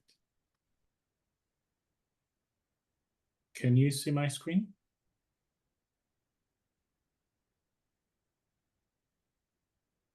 Okay, good. So basically, we're going to share the link to these maps and the dashboard later in the chat. But part of what I wanted to say, or part of what we wanted to show at the preliminary basis, is where are the hospitals located and what is their BFHI status, as well as other attribute information which we need to know about them. So first and foremost, what we did was to geocode these hospitals, as well as link the basic attribute information. By attribute, we mean some of the BFHI metrics that we want to visualize or we want to see on the map. So rather than just looking at it on a tabular view, we can basically just load the map and then see some of the basic metrics. So what I'm doing here is just, the map is panable, is zoomable. We can zoom the map and we can click on specific hospitals. Now, there's a limitation with the map view because if you're just looking at it, it's just a bunch of dots. But where this dynamic map makes more sense is that we can view different layers and as well as view a complete list of the attributes table, change base maps, and as well as other features. On its own, the dynamic map doesn't make any much difference. It's actually meant for, as in doesn't make any much impact.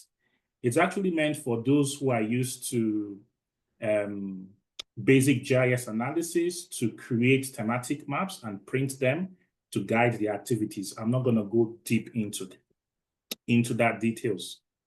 But then what I want to do is to switch over to the dynamic map and to the dynamic dashboards, which makes more sense. So what the dynamic dashboard does is that when you load it, this is definitely the introductory view. And then it comes alive with the basic data and descriptive statistics, which we want to see. By default, what we can see, or what the dashboard shows, is a basic bar chart, showing the full extent of all 46 hospitals at this moment, and some of the key descriptive statistics there. It also shows the minimum, the maximum, and also the average. Down in the middle is the list of all the hospitals. Now, simply clicking on any hospital, I'm going to put this in the middle. Simply clicking on any of the hospitals now reveals some of the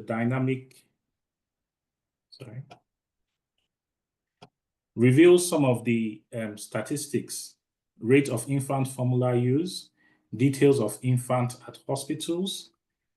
And if we click back again, it also shows us the full extent. So it's just interactive as it is. For each attribute that we click, the statistics also change on the bar chart and also on the speed pane. Now, what is the point of having this? It's more like giving users a preliminary insight as to what is obtainable or what is available in terms of the BFHI accredited hospitals and other details that is needed. The goal over time is to expand this to include other regions and also include more snapshots of information that users would want to see. I'll hand over to Nasser Yeah. to complete that. Thank you. Yeah, thank you, Joseph. So basically, we will bring the other like socio-environmental determinant of the breastfeeding into this dashboard later. And when we have fully access to the national level data, so then we will have advanced spatial analysis and hotspot analysis of the social and environmental determinant of the breastfeeding. And for the first time, we are looking specifically for the relationship between social fragmentation and breastfeeding outcome, which again, we will embed this interactive dashboard later. This is just what Joseph, he's doing in the latest of his PhD, this work, and hopefully we will develop a very comprehensive dashboard, which is we can update it, like say regularly if data from the adding the more administrative data to the dashboard. Next slide. Okay, Andini, can you share this? Yeah, good, thank you.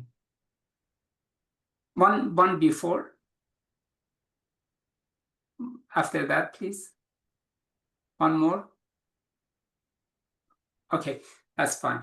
So basically, this is just static maps here, which is already Joseph explained. So thank you very much for your attention. I'll hand over to Julie. Yes, thank you, Nasser and Joseph. This is indeed a wonderful direction for our research to be going, and I'm sure people who are here tonight can see the potential for linking this data to understand where breastfeeding baby-friendly hospitals are, which women get the opportunity to access them, which women are able to live in communities which are socially cohesive and not fragmented, and how this flows through into breastfeeding and health outcomes. So watch this space in terms of that. So next, we're now moving to look at the environmental impacts of this and the use of infant formula. As we've heard, there are a whole heap of gender implications about baby-friendly, and there are also environmental implications as well as health, which we're used to talking about. And so now I'm going to hand over to Dr. Duan Nguyen, who's from Alive and Thrive East Asia Pacific, and he will take us through a quick lesson in the green feeding tool, which I at the ANU have been developing with Duan and Roger and others at Alive and Thrive over the last couple of years.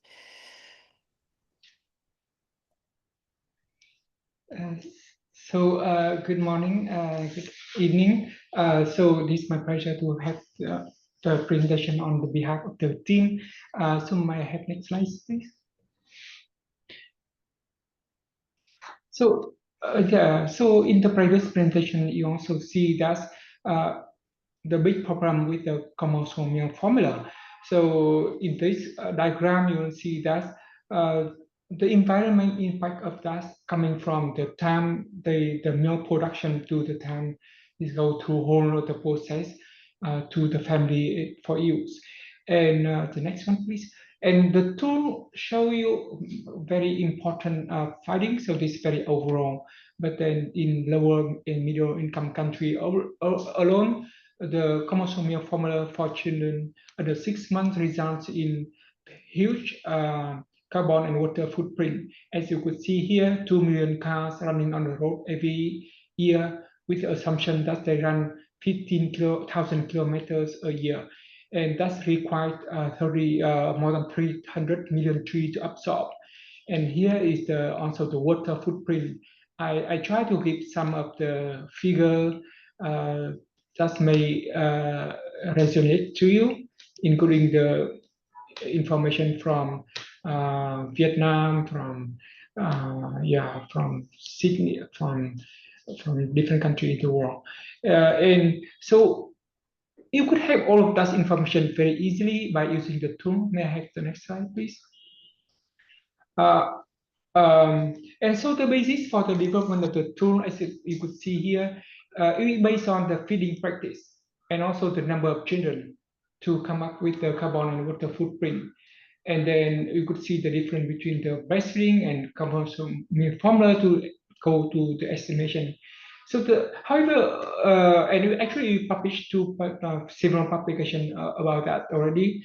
However, we realized that, as you could see, that's only in kind of lower middle income country where the breastfeeding practice available, we could come up with this kind of estimation. So we have an enhanced version in which you could see the one in the square.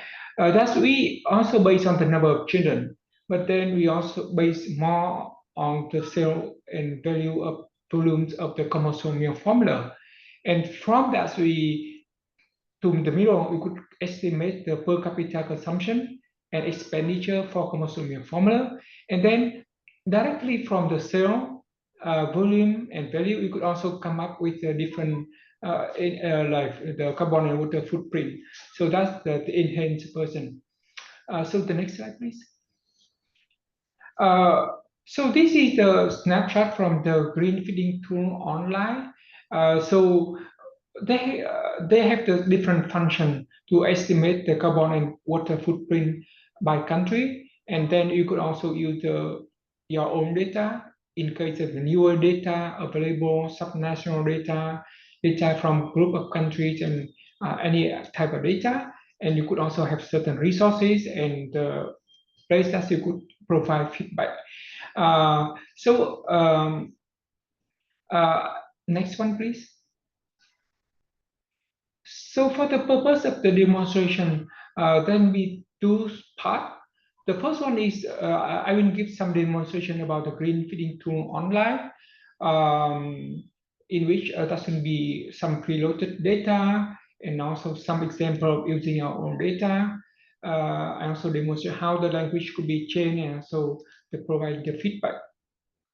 In the next one would be the demonstration of the enhanced green feeding tool that's seen in the Excel format, in which you could have using the preloaded data and also a part of the using your own data.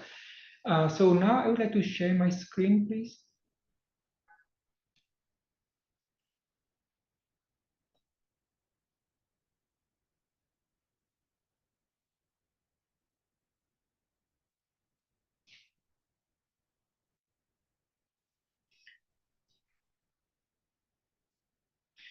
Okay. So if you go to either greenfeedingtool.org or scan the barcode, you will come up to this online form. So they may have some bit introduction, calculate. It means that you could use preloaded data, and you could also use your own data. As I mentioned, we have some resources that you could update it here, and then the feedback. So for example, if we want to have one for one country, I saw that I plan to have Indonesia, but given we will have like Indonesia already, so I will go for example, for Vietnam. Just click on that, and that will automatically pop up the value here. For breastfeeding practices for the first table, and then carbon and water footprint in the next table. So you could change it anytime. Yeah. And then, for example, if you want to change to the light or the dark, you could click here.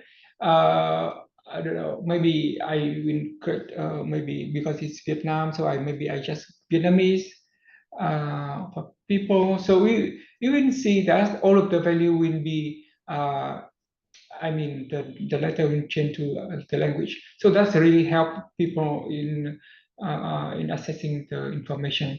Yeah. Okay. So also, for example, if you could see here, so for Vietnam, actually that's the data back quite old data. So now I would like to enter a newer data for Vietnam.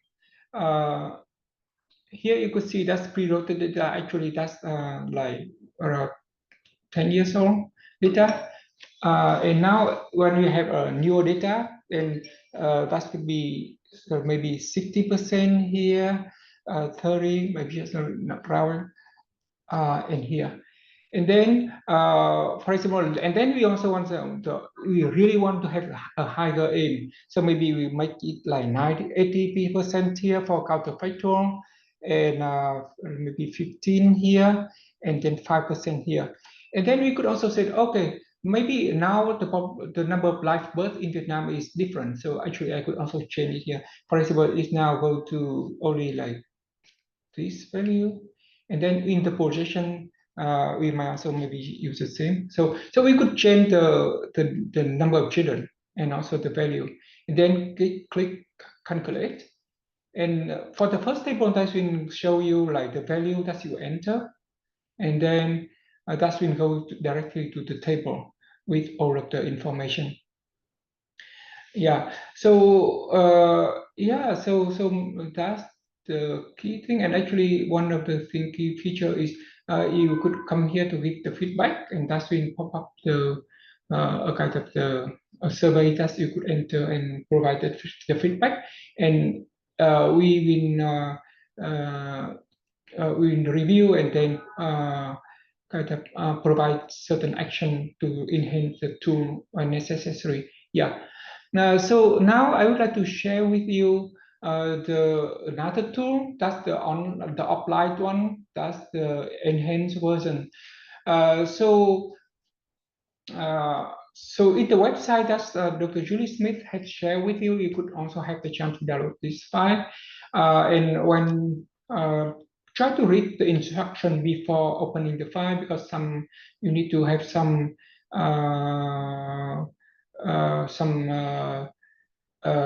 you need to enable some factor, some component to be able to use.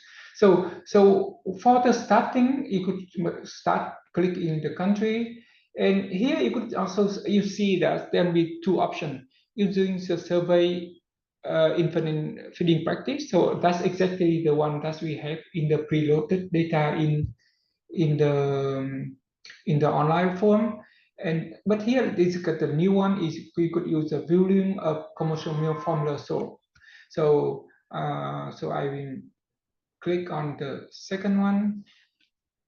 So in this, the first table, you will see that will be the volume of commercial milk formulas have been sold in two types, like standard and also special baby formula. So because in Vietnam they don't have this option, so that's become like actually zero, but that's going to value here.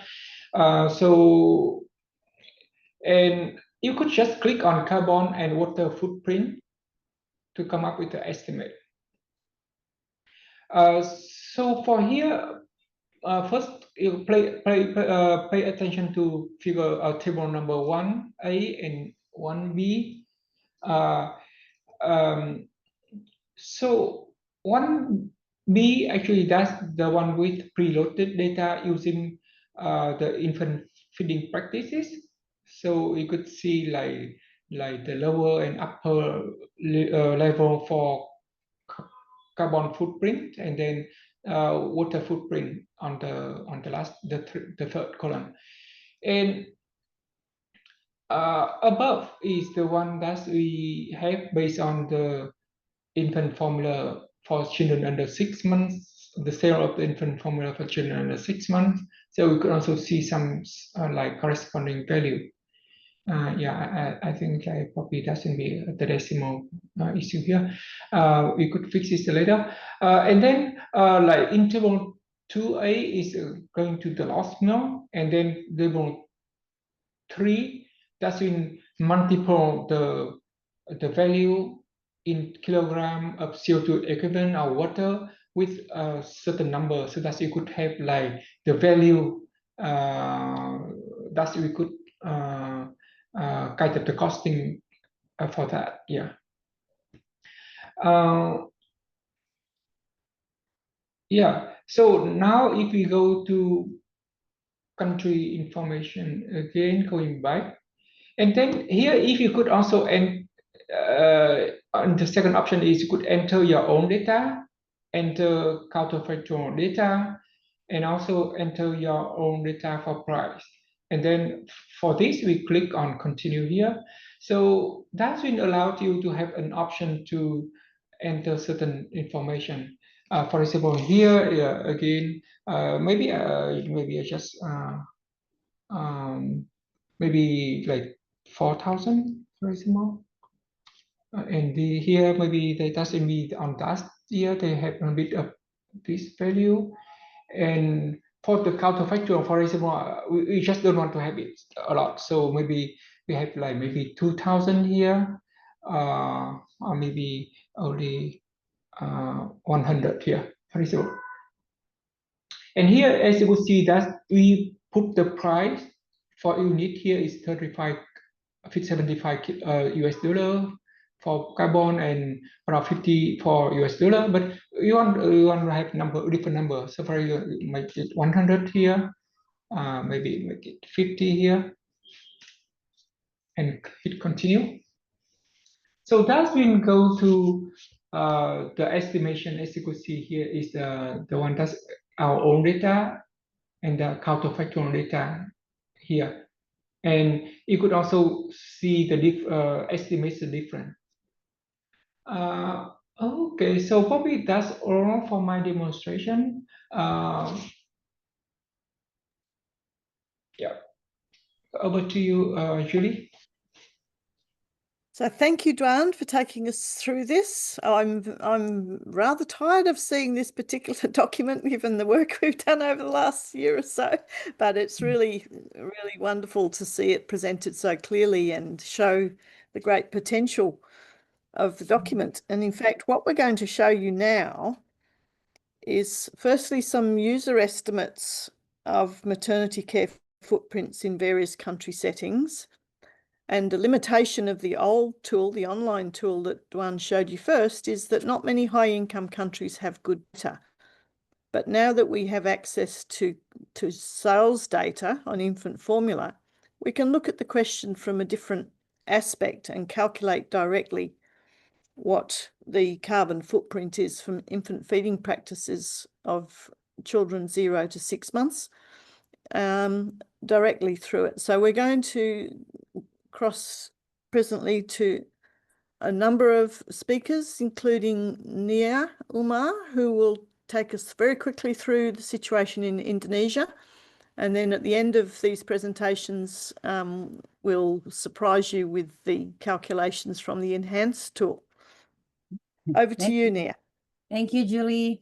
So basically, Andin, my colleague also from Indonesian Breastfeeding Mothers Association, asked me to do this. At first, I was like confused. I don't know what to do, but she guided me really well. And so this is the result from trying out the tools. So basically, as you all can see in the screen, our Indonesian annual number of birth is 4,435,250. And unfortunately, the coverage of baby-friendly hospital initiative is 10% only. It's very low, and it is the sad fact from my country. And I can say this is, but surprisingly, the breastfeeding rates keep increasing, even though the BFHI is not implemented thoroughly all over the country. But according to our Indonesian survey, the exclusive breastfeeding is now 58%. And 42% of infants from 0 to 6 months receive infant formula partially or no breastfeeding at all. So from this data, using the green feeding tool, we estimate, I think we can go to the next slide, Andin. So yes, the previous one, sorry. Okay.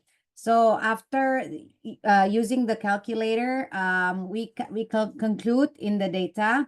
So what if 58.2% of infants who exclusively breastfeeding increased by 22% because of the implementation of the BFHI?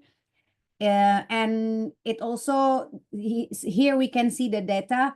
if we use BFHI thoroughly, so 7.9% of infant receiving infant formula will reduce also by 22% points. And the carbon footprint declines by 91.5 million kilogram of CO2, and water footprint declines by 31.133.7 million liters. So this is actually when the first Andin told me about this, I was like a bit confused, but after she guided me and I read through it and I can understand. So my reflection on this tool is, like I said, it's confusing at first, but after trying it out, I found it to be quite intuitive, and I think it has potential to benefit professionals, particularly like me, like breastfeeding consultants, public health advocates, even in environmental sectors, even the economists, for the and also for the country itself, because I think this is a good tool to understand the impact of breastfeeding. However, if we want to make the results more accessible to the general public, I think we need to show the data. We need to present it in a simple language. Maybe we can do examples with infographics, because nowadays people tend to understand more with infographics. So the findings can be related to them impact how the findings can impact them directly, so they can understand that. So that's my my experience using this tool and also my reflection. Get back to you, Julie. Thank you. That is really, really helpful and really interesting. Now we're going to cross over to a neighboring, not so far away country, the Philippines. And I think, I'm not sure who's going to present this. I think it will be Duan. Yes, Duan. Present it. Yep. Over to you, Duan. Yeah, so Dr. Paul, internet connection is not very good, so I will try to present on his behalf. So this is the one that Paul has shown the data from the Philippines. So annual number of birth is one of the information, but actually you could see here is there's a gap between the data provided in the green feeding tool. That's around 1.8 million, and then on the other side is only the current data is only 1.45 million birth every year, based on the most recent data from the Philippines. So that's the one that's the one also. And then in the previous data, they don't have preloaded data for the Philippines. However, the team could also see some of the information about feeding practice. For example, like around 40.9 exclusive breastfeeding for children under 6 months, and 11% receive breast milk plus water or non-milk water. So that's and then also the mixed feeding is around 22%. And then Dr. Paul also shared some kind of status of the feeding practice around birth. For example, like around 50% put children within 1 hour after birth, the breast after birth, and then around 50%, 75% have skin-to-skin contact with immediately after birth. And also Dr. Paul also mentioned about like only 30% of births happen in baby-friendly hospital. So here I would like to, for the next slide, I would like to share with you one with the one that Dr. Paul have addressed. So the first one is enter your own data. So that's the one that you could fix the data because before they don't have the data. And then you also fix the number of children born. And then another thing is the counterfactual, whether we want to increase like decrease 11% in partial or not breast feeding in children. So that's be the number that we enter in the lower part. And next one, please. Yeah, so this is the data that we could see like from the enhanced tool. You could see the different in terms of the lost milk and also the different in terms of the carbon and water footprints. Next one, please. Yeah. Okay, so that's all from the Philippines. Yeah, over to you, Ping.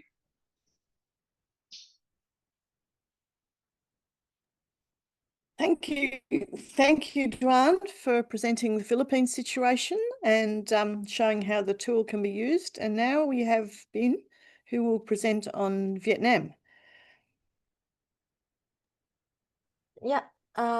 Good afternoon and evening, everyone. My name is Bing. Thank you, Julie and the team for inviting me to join this webinar and share my experience in using the green feeding tool and its potential application in Vietnam. Next slide, please.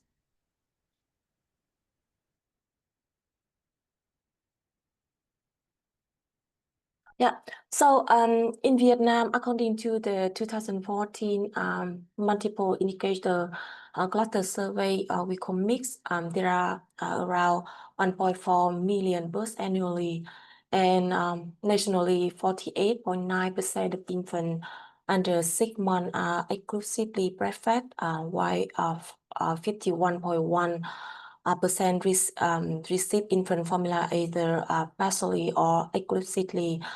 In Vietnam, the Center of Excellence for Breastfeeding, or we call COE, serve as a model of the implementation model of the baby-friendly hospital initiative.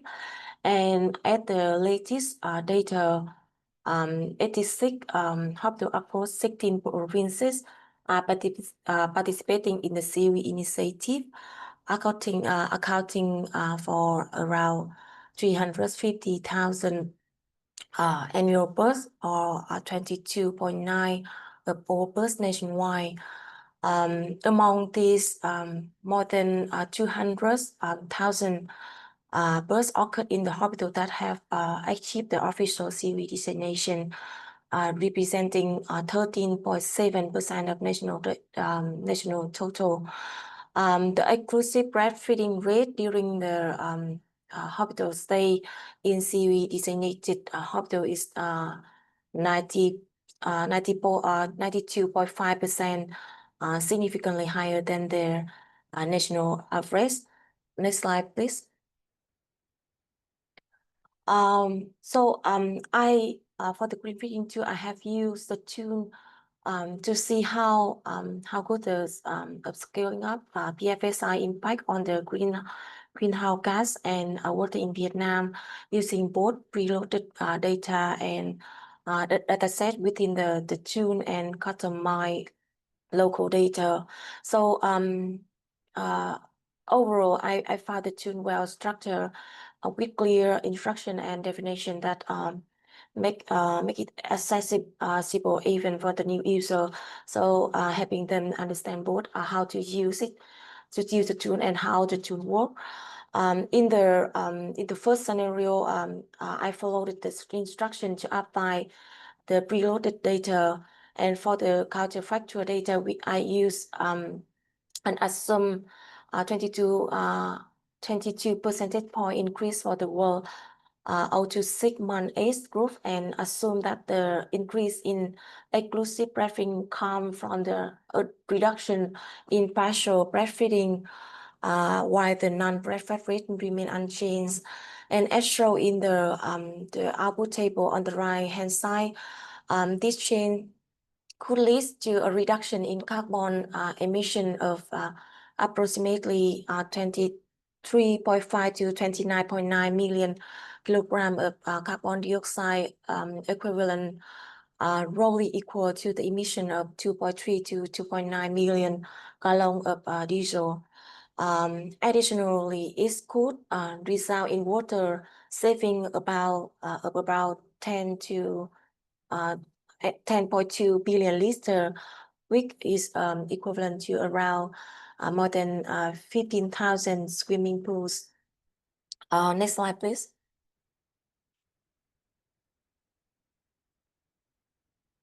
Okay, thank you. So in the second scenario, we use our own national data along with additional assumption to conduct the calculation. We applied the total number of annual births in 2019, which was 1.5 million births annually, and the exclusive breastfeeding rate in 2021, which was 45.4%. For the counterfactual, we apply the same assumption as in the first scenario with a 22 percentage point increase in exclusive breastfeeding, and draw from the partially breastfed group and with the non-breastfed rate keep unchanged. And as shown in the table on the right-hand side, this increase in exclusive breastfeeding is estimated to result in a reduction of carbon emission by approximately 24.8 to 31.6 million kilogram of carbon dioxide equivalent, which is comparable to the emission of from 2.4 to 3.1 million gallon of diesel. It could also lead to water saving of approximately 10.7 billion liters, equivalent to around more than 16,000 swimming pools. So as shared in the earlier slide, the Center of Excellence model is an implementation model of BFHI in Vietnam. This model is being actively implemented and scaled up in across numerous health facilities in Vietnam.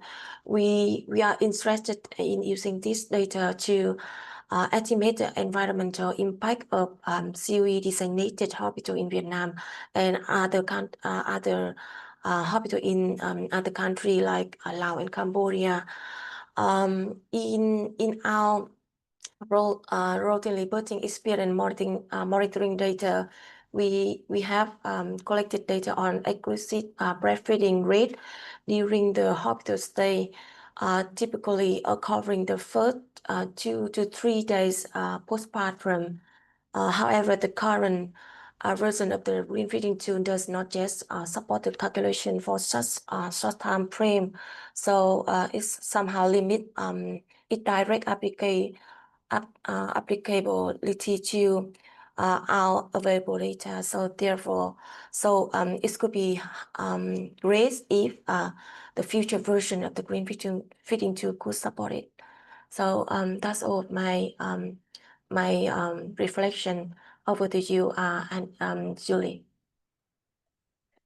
Thank you. Thank you. That's very exciting and so impressive what is going on in Vietnam. I think you're setting a very high standard for the rest of the world. Now we're going to see what's happening in Ireland, where there is huge energy to improve things, and they've got a tough job, but they're getting into it. So Dr. Aoife Long will tell us what's happening in Ireland. Lovely. Thank you so much, Julie, and lovely to be here today, everybody, and lovely to meet you all. It's been fascinating so far, so delighted to be a part of it. So my name is Aoife Long, and I'm the Senior Research Coordinator of the MaxBF project, which is funded by the Health Research Board in Ireland, and we are working towards maximising breastfeeding with people and populations. So looking mainly outside of the clinical setting to understand how our society can support breastfeeding and value breastfeeding and breast milk. So the picture to the right of the slide here, this is data from the Health Service Executive, who I suppose are responsible for promoting breastfeeding in Ireland and run a lot of the hospitals in Ireland as well. So it's interesting picking up on some of the earlier research that was presented in this, that there is a big disparity in breastfeeding rates across the country.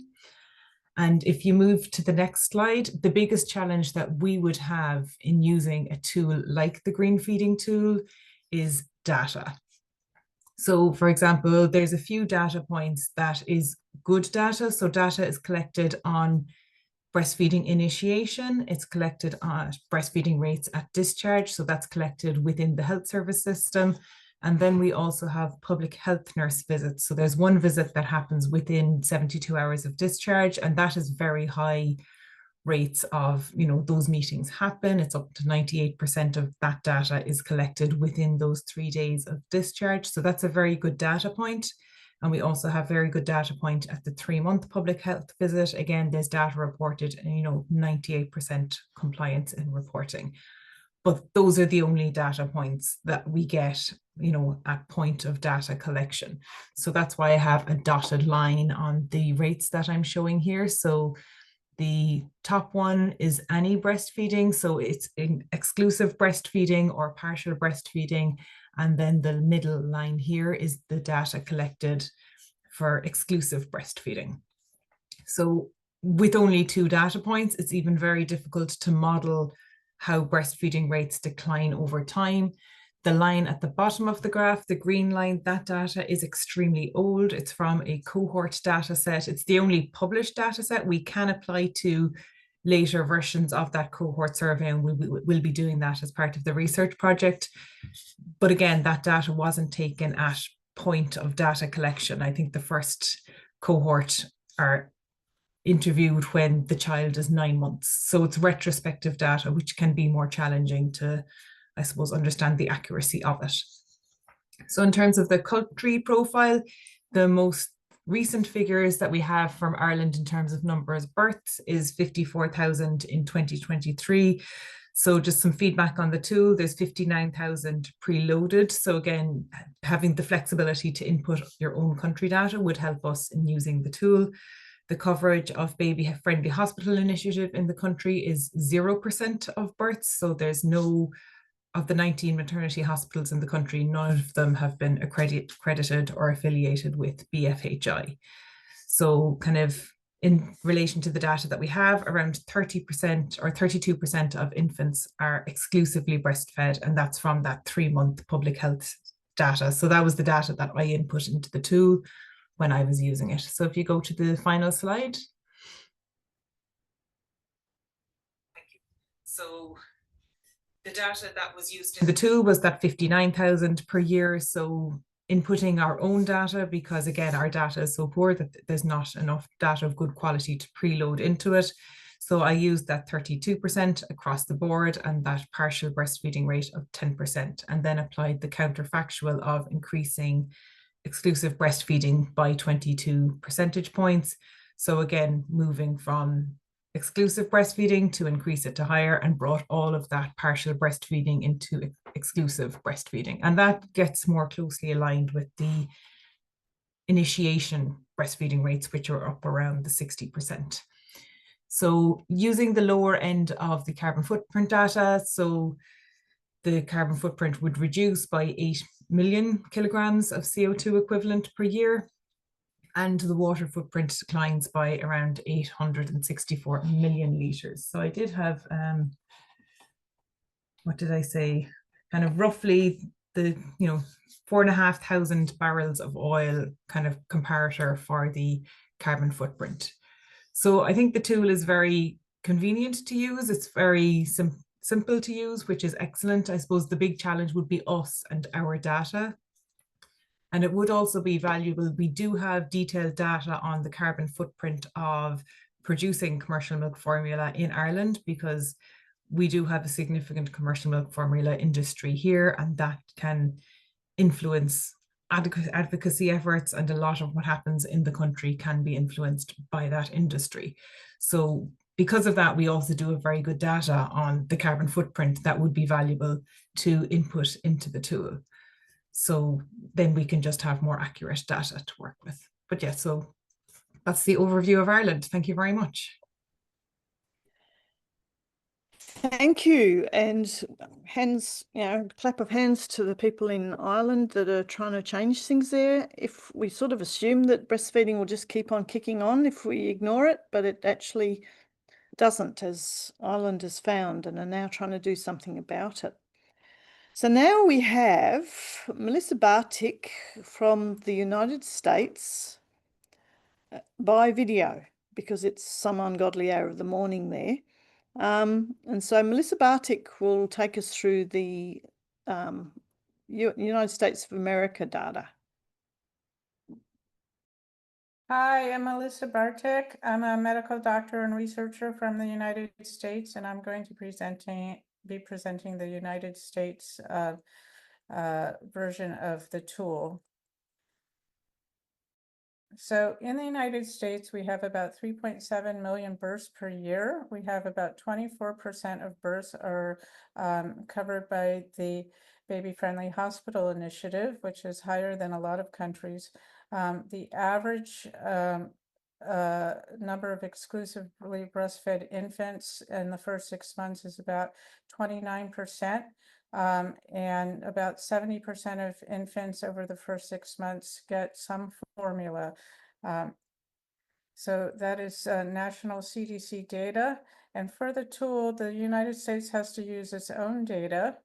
So I took the data from the United States from the Centers for Disease Control and Prevention. We have data points at 2 days or birth and 3 and 6 months. And I averaged all those data points to get some idea of what the average breastfeeding rates would be over 6 months.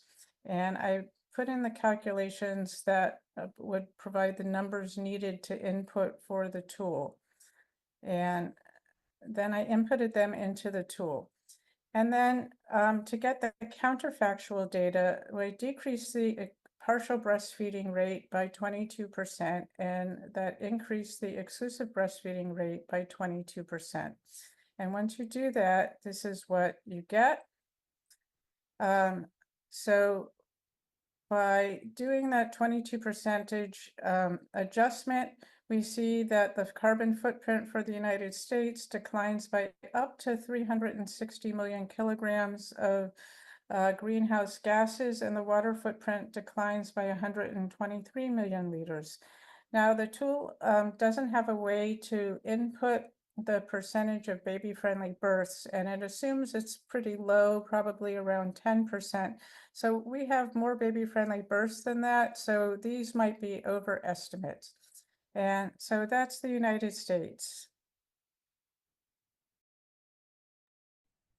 Well, a virtual thank you to Melissa for doing that work and presenting that so beautifully and succinctly.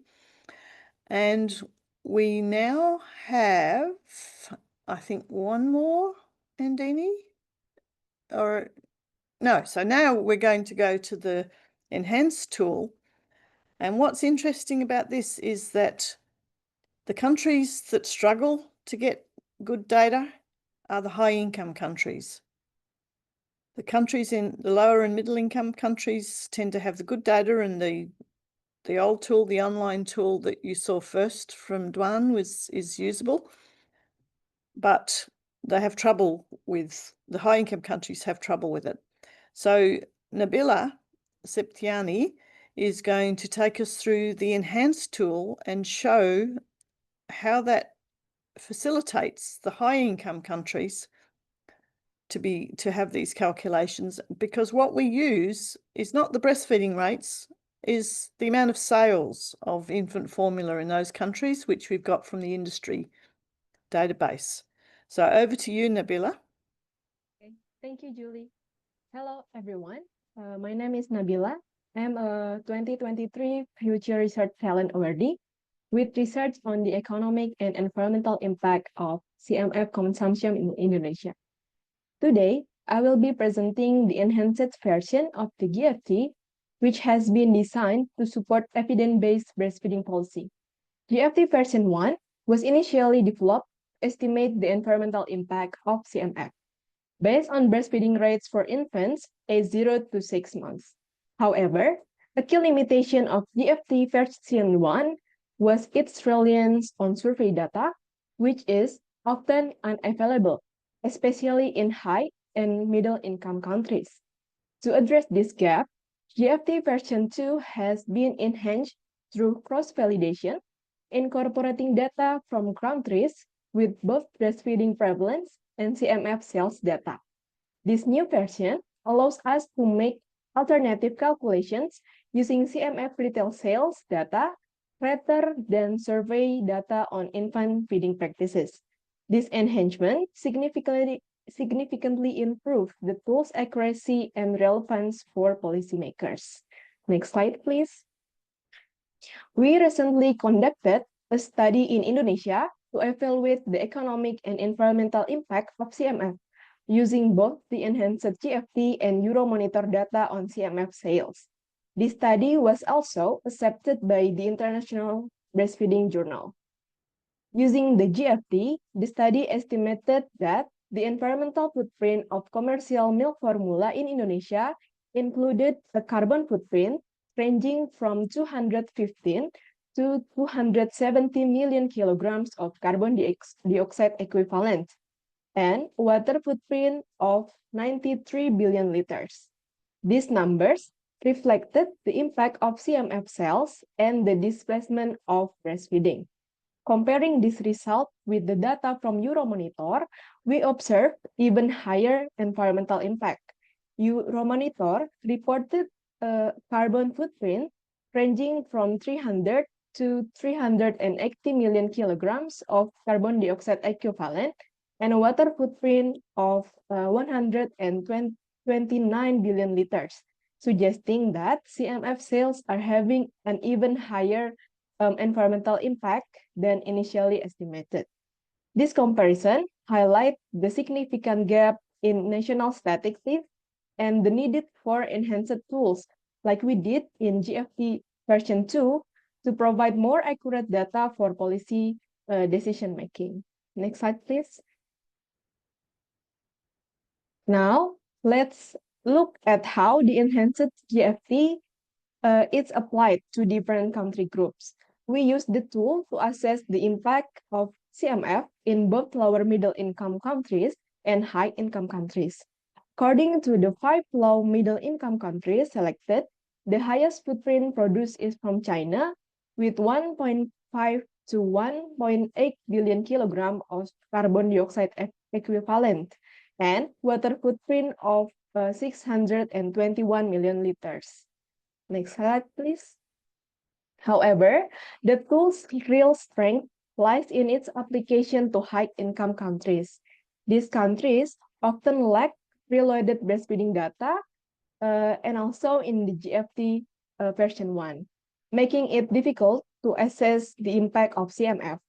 By integrating retail sales from Euromonitor, the GFT Enhanced in version 2 allows for more accurate and relevant estimates in these countries. According to the 5 high-income countries selected, the highest carbon footprints produced is from Germany with 114 to 146 million kilograms of carbon dioxide equivalent and water footprints of 50 million liters. In conclusion, the enhanced GFT provides an improved framework for assessing the economic and environmental impacts of CMF. It offers more accurate data, particularly in high-income countries where preloaded breastfeeding data is often missing. This tool will be instrumental in shaping policies that recognize breast milk as national resource, economically valuable, and environmentally sustainable. That's all from me. Thank you for your time. I give it back to Julie. Thank you. Thank you, Nabila. You're a star. That was great, very useful. And I think many of our testers will be very interested in those slides. So now over to the wonderful Professor Jenny Gamble, who's going to give us her independent take on tonight's proceedings. Off the top of her head, what do you reckon, Jenny? It's a tall ask, isn't it? I guess I'm tough. Yeah. I'm so impressed by this work. It's amazing to be able to participate tonight. I mean, we've gone through the program. What's it called? Tooling Up the Baby-Friendly Hospital Initiative, Maternity Care for Gender Justice, Human and Planetary Health. And it's completely delivered on that. So it was so great to hear David Clark's opening remarks around the code and the enforcement of the code and the shenanigans that the companies get up to maximize profit at the expense of health. Thank Thank you, Julie. You did a great presentation on scaling up BFHI and integrating the 10 steps into policy documents and professional standards of care, and still such a long way to go. We have a hospital accreditation system in Australia, and BFHI is not integral to that, is really a bit of a shambles. Thank you, Constance Ching. I thought that was an amazing presentation about how to monitor healthcare facilities, and you gave us options around how that could be done with different sorts of data around integration. Similarly for John, well done on the high impact mitigation actions in healthcare, and what's that look like in terms of implementing the 10 steps to successful breastfeeding. Adini, thank you so much for gender justice and green feeding and maternity care. I thought it was also fascinating to look at who gets access to BFHI in New South Wales and Australia, and how fragmentation, social fragmentation, plays such a key role. But the green feeding tool and how to use it, and all of those case studies and what that looked like in various countries, was amazing. In terms of like an overall take, being our time is short, this has got such significant gender justice implications. You know, equal power for women, equal rights for women, a holistic approach to the needs and wishes of women, and the inextricable intersect between economics at all levels, you know, household economics, countrywide economics, global economics, climate health, the use in terms of carbon and in terms of water use. They're also inextricably linked. You're just not going to get gender justice without addressing climate health and the economics. So I guess my take-home messages were, we know that the baby food industry has goals in conflict with women's and babies' needs and wishes, and that the marketing approach deceitfully misrepresents women's needs and wishes, and they incorrectly frame it as choice. And I think that happens in every country of the world, that somehow or other the narrative has developed that women are choosing this path, when in fact they are marketed this path, and simultaneously we fail to adequately support them to breastfeed. We know that baby-friendly hospital initiative implementation done properly reduces formula use, and that full implementation of baby-friendly hospital is a challenge because it's a complex change in a complex system. I think you explained that really well, Julie. Importantly, this seminar has really highlighted the tools for capturing data to accurately give us a picture of what's going on, who benefits, who misses out, rates of breastfeeding, use of formula and associated factors. And importantly, it's a tool, the tools can be used to communicate violations, access, availability, and climate health impact to all people, women, and the public officials responsible for this, to the wider public and the wider community. So I think those tools as communication, obviously to get an accurate picture, but also to be able to communicate the picture, are just so impressive. So I think some things are very, very telling, isn't it? That low and middle income countries are doing a much better job in some areas, as was highlighted, in terms of, say, data collection, in terms of buying in to the idea that promoting and supporting breastfeeding and curtailing commercial milk formula sales and activities of those companies, that is in the best interests of their country and the best interests of their people to do that. And yet in high income countries, we have to now rely on sales data for the green feeding tool. Now that's a fantastic step in the right direction, but it's also an absolute travesty. So I often bemoan that the high income countries look like they're leading, when in fact they are falling badly by the wayside in a number of key actions. So we should take very, very great care not to blindly follow capitalist countries, frankly, not just capitalist countries, but high-income countries that have put profit and company interests above the interests of the climate, but also, importantly, above the interests of women and babies.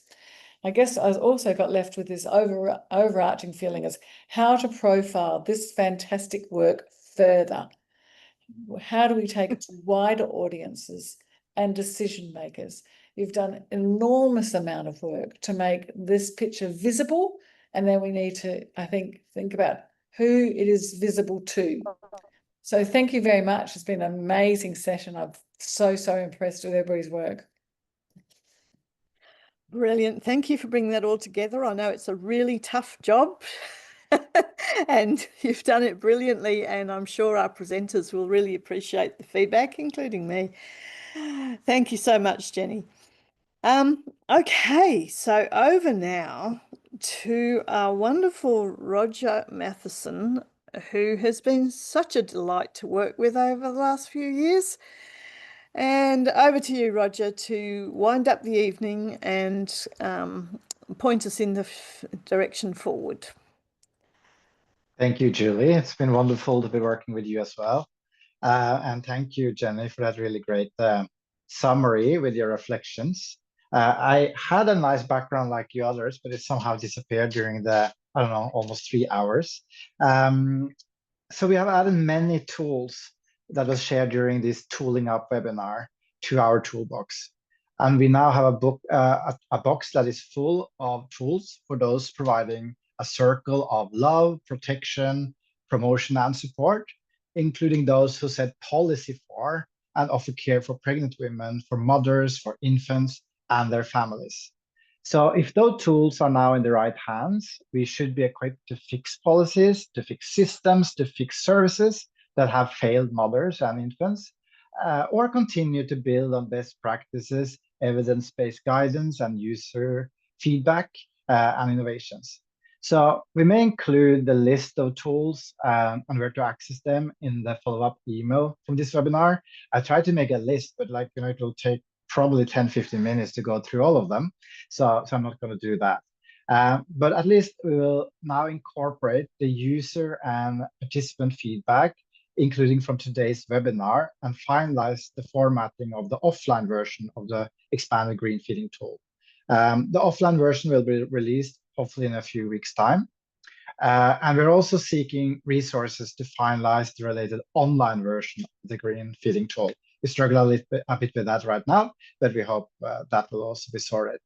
So I just want to send a special thank you to the organizers for this webinar, including the Tax and Transfer Policy Institute at Australian National University's Crawford School of Public Policy, and the Health Research Institute at the University of Canberra.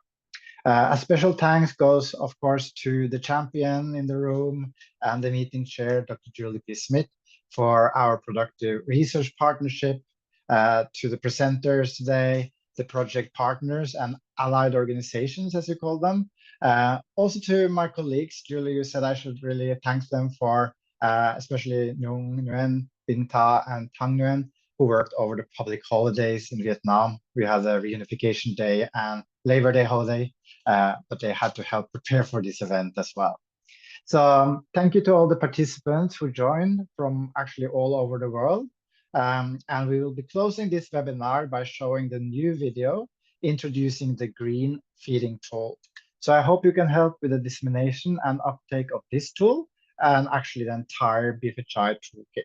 So thank you for your attention.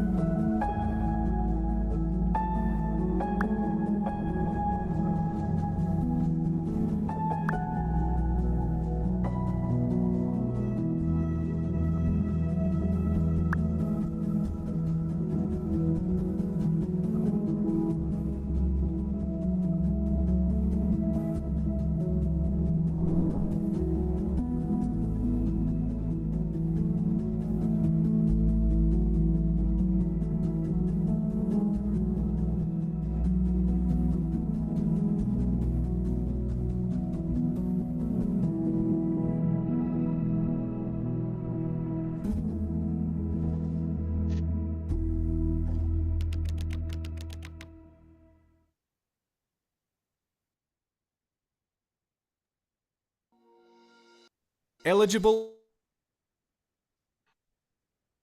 Thank you, everybody. Have a great evening. Thank you, Julie. I really appreciate it. It was fascinating. Well done, everybody. Night-night. Bye. Have a great night. Bye-bye. Bye.